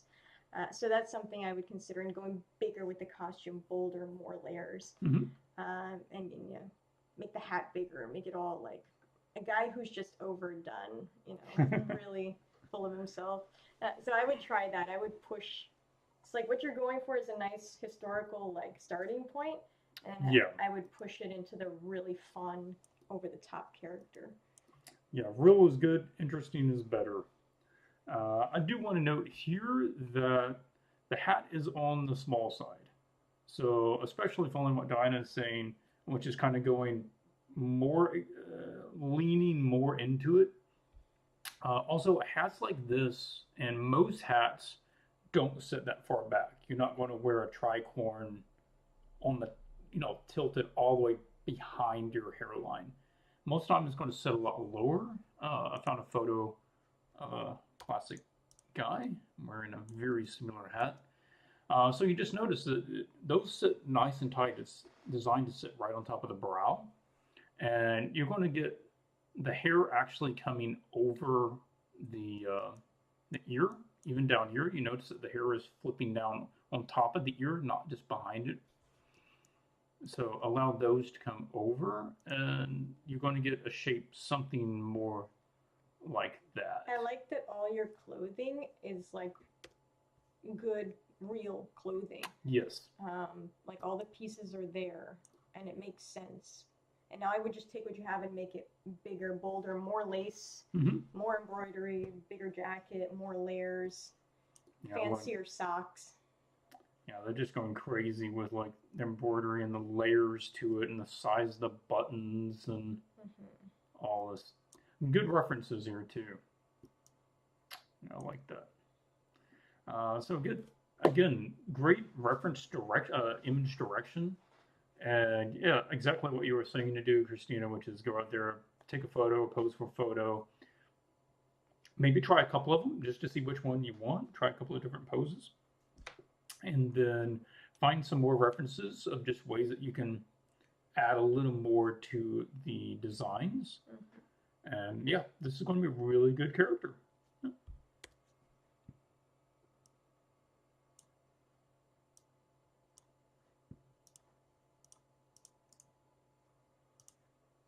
Stella is up next.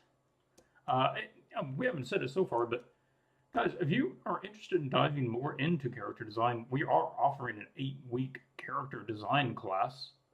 It's going to be starting right about a month from now. So mid-September. So you can go out to the website and register for that if you want to really dive into it. So you can enjoy that stuff. Okay, so Stella is making a guard. Hello, thanks in advance. Challenges processed. Okay, so apologies if this is either too far in the process or not pushed enough. We're getting some. Yeah, it's automatically spam. I don't know hid. what to do about it. It's not working. So. Yeah, it just takes it a second. Okay, so you are going with, I don't know which coach. Doing a security officer. It doesn't say which one it is. Let's zoom up and kind of see the progress here. Pose 1, pose 2, pose 3. And we've got some design variations. Kind of more of a woodsman, a little more of a soldier. I really like that pose. Like your pose in your design variations, I think is your stronger pose of the 3. Yeah. I'm with you. I think that you might be trying to do too much. This is more like a character in a scene would be doing this. If you had the context of what this character was reacting to and what the environment was, but on their own, as a standalone kind of character illustration, usually you want to go for something a little more simple, a little more straightforward, because really all it is about is understanding the character and what they look like. And it's not necessarily trying to convey some story beat of them doing something. I find that when you put the character in a situation without putting the rest of the situation in, then it kind of creates confusion where there doesn't need to be. So like in your pose, that's the main thing that jumped out to me. There's a couple of things, which is kind of the color, which you'll talk about, I'm sure. And then the thing about the pose where it looks like, okay, it's a security guard looks like they're running away from something. It's a little bit strange. Of course, it could be like some huge monster is attacking the coach. But, you know, we don't know that. We can't see what it is that the guard is afraid of. So it's a little odd. It looks incomplete because we can't see the rest of the scene, right? I wouldn't do that on a standalone character. I would choose something a little bit more hero-y or neutral or standard, so that, like your references, you had it there, and in your first round of drawings up. I mean, I know it's a standard front-facing pose, but it works fairly well. Yeah, just look at these, and your first one, you could probably adjust it a little bit, just like throw a little more weight on one leg, maybe let one hand be holding a prop, that sort of thing.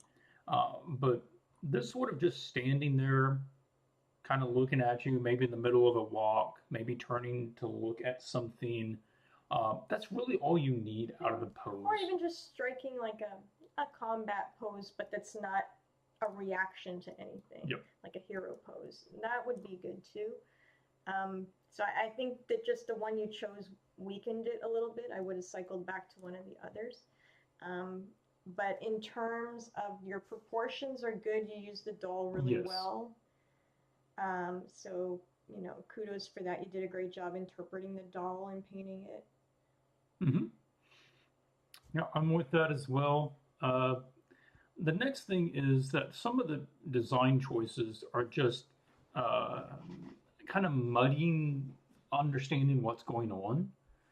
And those are ones that need to be resolved before, you know, continuing on too far. For me, a big piece of that is this. I'm just not sure what it is. And this could be because you've probably developed this painting too far for the concept stage, and where more time could have been spent just working on the character design, working on, other pose variations. And Or usually, working out the costume. That's like yeah, a big one. It's yeah. just working out those pieces before you get into the rendering. So here, I would really want to see like clarity as far as what is this, because it doesn't make sense as a piece of gold armor because it looks too random and organic. And it just ends there. Yeah, but I also don't think it's fur, even though it has kind of fur patterns. If in doubt, I mean, I would just, just a jerkin of some kind. I mean, even like what this character has, right? Or it doesn't really need to be anything special, I don't think. Um, some of the frilly edges here seem a little too uneven. Yeah. And the the lighting is also probably too. You try and go a little too dramatic with the lighting because we've got sort of this cool side light over here and this bright light over there. But what that's doing is actually making a core shadow through the entire character. And it's just inherently kind of problematic because all of the major areas are in the middle of a core shadow. And instead, we could go for something more like this, which can just kind of your ambient, bright light coming from the top center. And it's not, again, it's not an illustration, so we're not trying to set a mood. We're just trying to convey clarity of the design of the character. Thoughts? I would say I believe you're going for the fourth carriage based on the color palette. So brown. that's what I would assume. I have to say, like, it's all very, very brown right now, which is not. I mean, I know you're going with the theme. I think this purple here on the pants is. I believe that's your light source, but it's just looking, like Clint was saying, a bit odd. Whereas this part does look like it is actually purple, maybe. So I would go with that and just keep that part as purple and not really add that other color all over the pants because it just confuses what color the pants are actually meant to be. So I would think about that, and otherwise, maybe just like Clint said, eliminating this light source over here entirely. I'm not sure because it's just creating that weird dark line throughout the whole character. In terms of if you're going to do that much brown, grayish brown, like I would add a pop of color somewhere. Otherwise, it's just going to be like the character's the exact same color as the carriage, and there's nothing else going for them. Yep. There should be a pop of red, a pop of brown, even black. Yeah. Would be nice to have so that it's not all just one thing. And you're good at suggesting variations within brown, like going more towards the red, going more towards the orange. Or even having like just making the cape more off-white and not as brown. Just having some element that's kind of cleaner or straight black, right? You got to have something to contrast against a little bit. It should help if you're not using two different colored light sources, and so things are going to even out a little bit. It's also going to be a lot faster to paint if you're using a flatter light on it. I would just look at some character designs already out there that use a lot of those brown tones, beige tones, and just see how other people resolved it. I'm thinking that like different tones of beige and black could work really well. So it might be worth exploring that rather than just guessing on the go as you're rendering. And then another issue I kind of have is a bit with the hair, and where the shaved part doesn't look like it's been shaved, so it should be, it should be a little darker in there, and a little bluer. Yeah, the same way that, a guy will have, even right now, in shave, you have that sort of grayish, cool tint from the stubble. It's usually good to suggest that in a shaved area. The only time you wouldn't do that is, their Professor Xavier, they've been bald for a long time and it's just smooth and there's no hair follicles. But generally, that's not going to be that perfectly smooth in that area. I feel like you're also adding like a bunch of black makeup around the eyes, or you've just shadowed it a lot around the eyes. And it's making it a little odd to understand because, again, that sort of core shadow is running right through the middle of the features. And I would try to, suggest you pull away from that so that we're not getting this kind of, it comes across as a bit of a raccoon eyes with the darkness. If you squint your eyes, you'll see it. Yeah. The eyes are also very, very white in that Yes. context. So I would darken the whites of the eyes, and you can use like a cool gray for that. And then add that same when you're thinking about shaved areas, think about kind of the color map of the skin, right? For those of you who know what I'm talking about, where it's yellow, red, and gray. Some of you watching probably took classes with us, so you already know that we've gone through this in portrait classes and character classes. And the reason the skin is grayer or bluer from here down is because of the stubble, right? The hair follicles under the skin, and the other reason is because the light just naturally, most light comes from above, so it does get darker on the face as the face goes down and goes away from the light. But you can take that information and apply it anywhere where there's a shaved area and put in that kind of cool gray tone in there. And then one minor thing I just want to point out, for anyone doing hairstyles, it's important to figure out where you're going to put your part. So if you have a part, which it seems like you do, and if you have a part, usually it lines up on a side part with kind of your arch and your brow, more or less. Some people have it really close, but that starts to get to here to a center part. And when you put your part, where you want it, also check the position of your ears a bit low. Then you'll be able to add more structure to the head, right? So you can move your curls. What are you doing? Move your, you were touching that button. Move your curls in this direction, away from the part, and it'll add more structure to the head, right? So right now it's almost like kind of a little rug on her head. I would add a little bit more weight to one side to give it a little bit more dimension. Yeah, visually that's going to be a lot more interesting to have some sort of pattern to it rather than just sort of the chaos of just random kind of curly hair. Yeah, and I would move I really can't draw with this thing, it's so slow.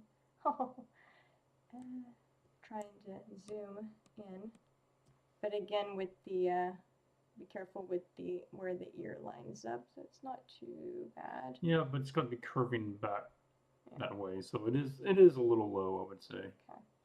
So when you do your shaved area, you want to make this area a bit into that grayish blue, and that'll read. Also, in general, be careful when making noses too sharp. You don't want to make them look like they're, like a bird, like a pig. So be careful when you're shading it that harshly. You might want to tone that down. Remember, the nose still is more rounded at the tip. Makes it more realistic. Anyways, those are just, minor critiques. Okay, now Stella, I don't know what your, free time is between now and the finish. If you do decide that you want to go with this pose because you don't have time to sketch new poses and create references and redraw this, we totally get that. You're welcome to move forward with this. I do want to make a suggestion if you're going to use this one to address at least this one arm, because it's not clear that that arm is being bent and it just looks short, right? It just looks like it's really short. And that's because you've got the upper and lower parts of the arm in a line, but it's going away from you. So, like, we're kind of getting this sort of thing like you see in the webcam, and it just makes my arm look kind of little. So the best thing to do is to try to do it where there's an angle change at the elbow, one direction or another. You know, the arm's coming down, the arm's coming up. But we have to have an angle change there to make sense to our brain that this is going away and then it's bending at this joint. So that should help. I would also, if you're sticking with this, go ahead and just lean into the cape being longer. I see it just feels on the short side to me. You're not really utilizing it for the length that it can give. So, the other thing is I would consider go ahead and just letting the character already have the weapon in their hand. Instead of readying to the action, show the character having the thing ready to go. Because you're getting one of the major elements. I really like what you said earlier, which was what one item could you have them holding that would convey who this character is. And right now they're not holding anything. And the one thing that's really going to tell me who this character is behind them, obscured by the body. So can we bring it out to the front? Could they be holding it? Could they be loading it? Could they be cocking it back, siding it up? Anything like that is going to convey a little more about this character. Yep. And one final thing is just when you're finishing it, don't forget to reference the clothes, right? Don't forget you need pockets on these pants. Don't forget you need seams. You should probably reference pants like this because they're pretty specific.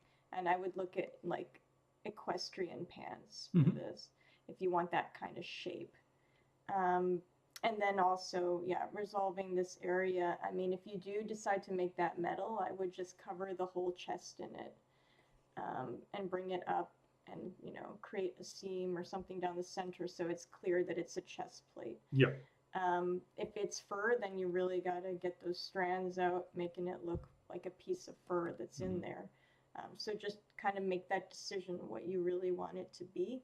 And then, you know, be sure to reference all the items like these boots, you know, make sure that, because what you got here is kind of like this, and then what you got here is very, very different, right? So you probably want to have it like that if it's the same boot as that one.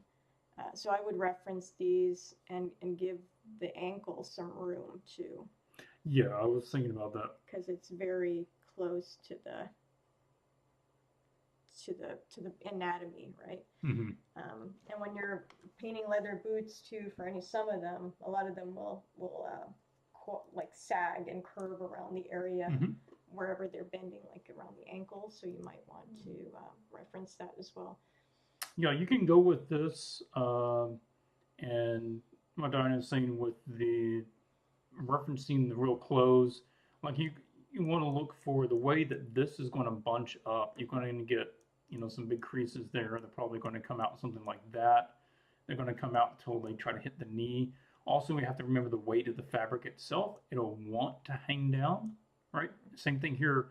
The way that this is bowing up is unusual. Likely it's going to like be bunching up here and be a little tighter on the top because the gravity is going to pull it to the top of the leg and it's going to drop on the bottom. So just be noting that when you go in there and refining it, look for those little points and try to pull those out while you're developing it. Those are small things too. You don't need to be like super harsh on those points, but they're little things that can like really elevate your work in terms of realism. Last one is Bjorn. I'm going to assume that's the right way to say it. Yes. Yes.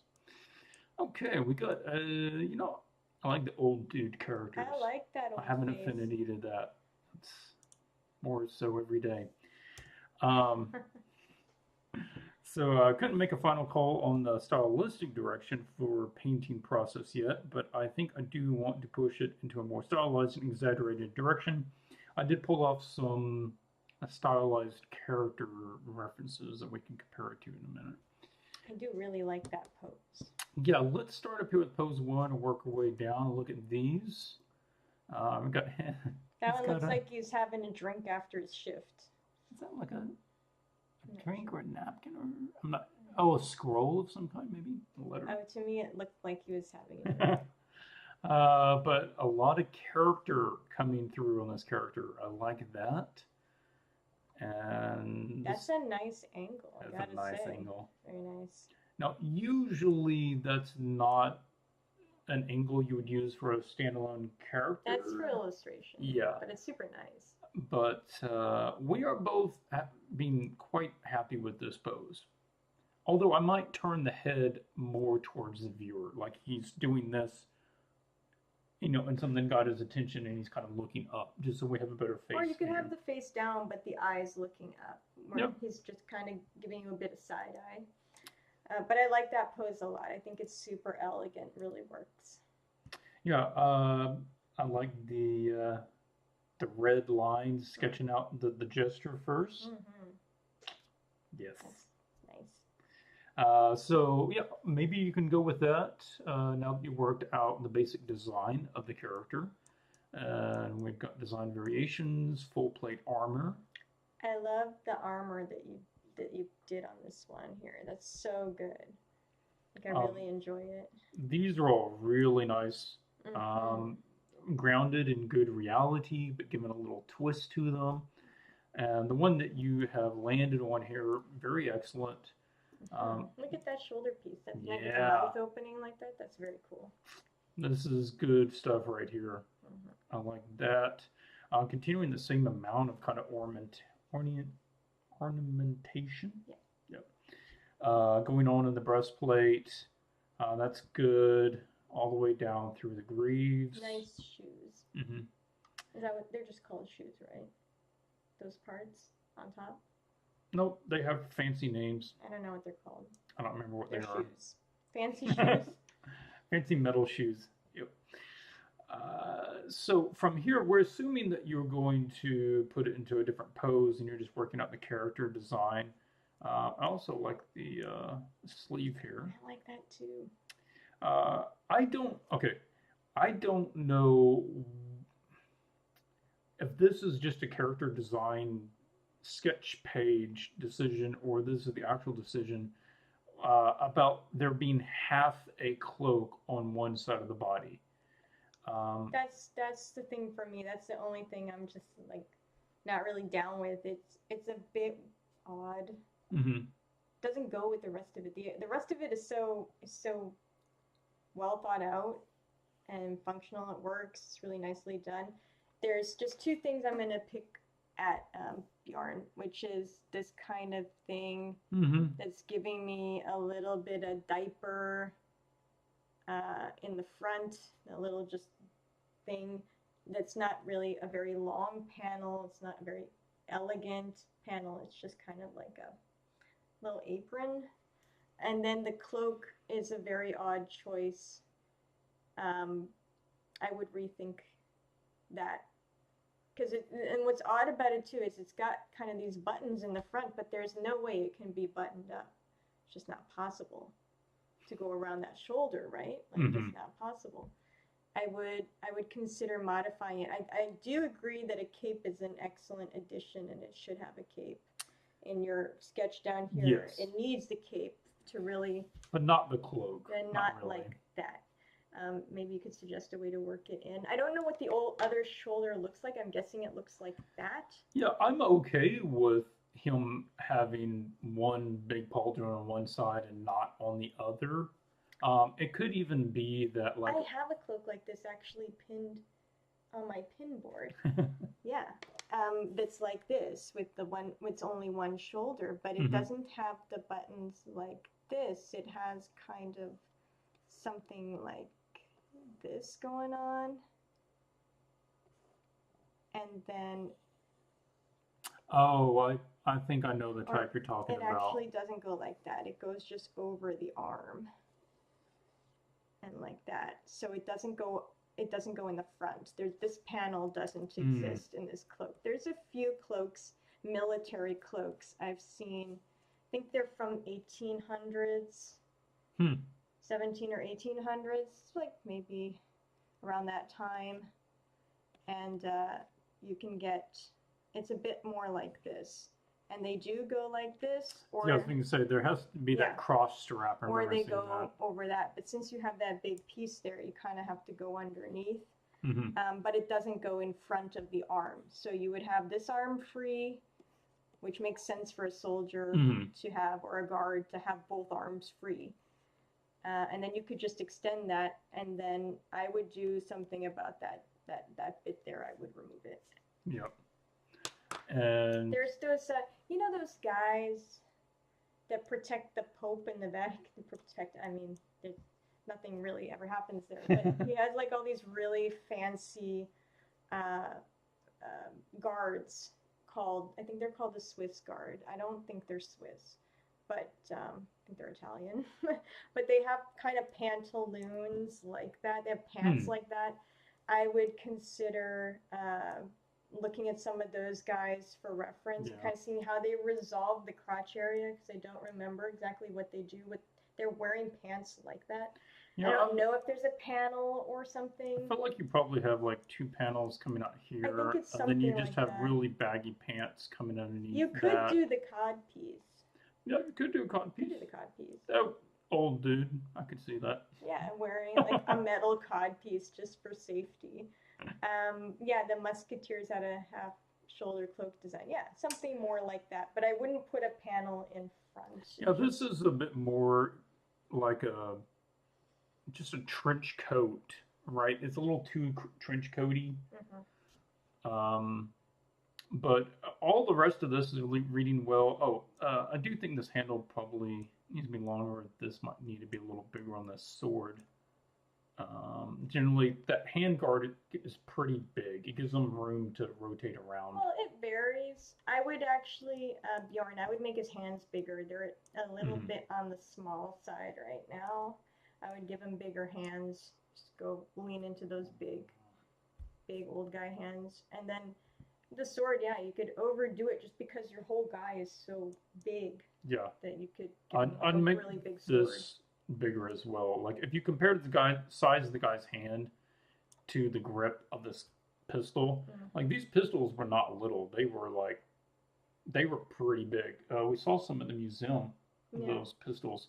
They're like that big. So I would scale that up by 50% at least. And that's going to get you closer. Yeah. Okay. I also want to look at got some stylized stuff. Oh yeah, the stylization. So the stylization, it really depends on what like pose you're doing, but you're trying to find simpler, bolder shapes to do things with. Like if the ankle is thin, then it's really thin, and you're looking for these bigger, simpler ones, and like the knees, big pieces coming off the knee pads, and things have very clear silhouette changes from item to item. It's not little thin pieces. So like over here, this is probably going to be even bigger, right? This is going to be like that. And then it's going to be probably narrower. You're going to usually go from like a big piece to a little piece to a big piece to a little piece, and you're kind of doing this thick, thin transition. So here, and then you're getting to your big shoulder piece, and then it kind of gets thin again, and then you're having a very clear silhouette change, into this piece, and it's real thick on the edge. It's a caricature, right? So everything is exaggerated. Like the narrow parts of the body are even more narrow, and the wide parts are even more wide. So it's definitely like an adjustment in your perception. You can't treat it like it's realistic. Yeah, try sketching it again, but basically sketch it as if it was a cartoon. And do your chosen pose. Like I would do your number 3 pose, and then just try exaggerating it even more. Like this guy here is actually not terribly far off of that same pose, and so it's like really rounding out the chest and getting the legs a little wider and broadening out the arms away from the body a little more. So you're just making him a little more heroic. Or if you're going for the old dude, you know, then you want to do the opposite. You really want to curl him over and give him that leaned back, but the guy can barely hold a sword anymore, you know, if you're trying to go that route. But I don't think that's what he's going for.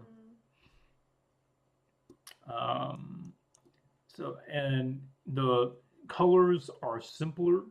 The lighting is simpler, so and it's colorful, right? Yeah. Stylized tends to be colorful. You know, on the faces, again, it's very cartoony. You're stretching the features. You're stretching the proportions, just like the proportions on this guy. All the eyes and the nose right there, and then everything else is just mouth and chin. Yeah, like that guy, that face, what's happening there between the nose and the mouth is like an exaggeration of the type of face that resembles somebody like Bruce Willis, right? Somebody that's got a lot of distance from here to here, from the bottom of the nose to the you know, to the mouth. If the person has a lot of distance, then you exaggerate that. If the person doesn't have a lot of distance, then you end up with this top one where the upper lip is almost touching the bottom of the nose. Right, so you kind of just exaggerate the features you're going for, like whatever the realistic version of the face is. You take those features. If it's got a small nose-ish, you know, in a realistic face, you're gonna make it even smaller in the stylized.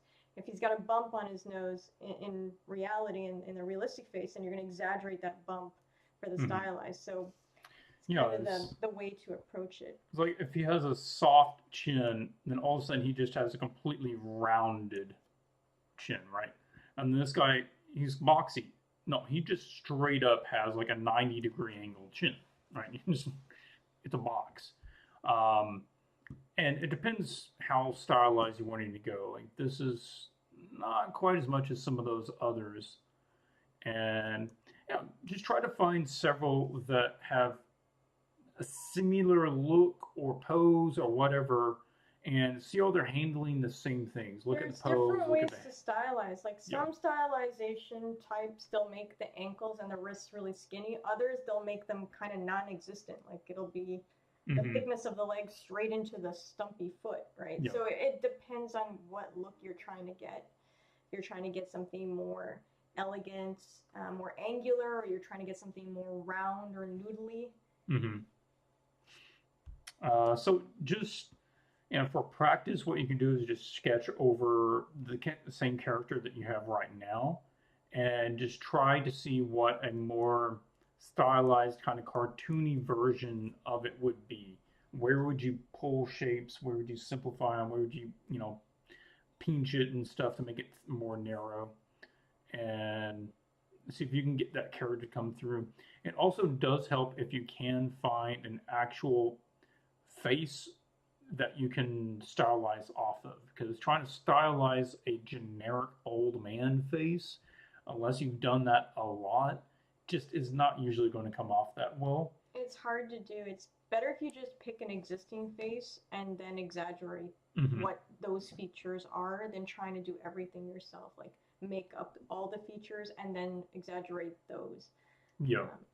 So like if you wanted kind of a stern old dude, like just pull a photo of like Charles Dance. And he's a classic. Yeah.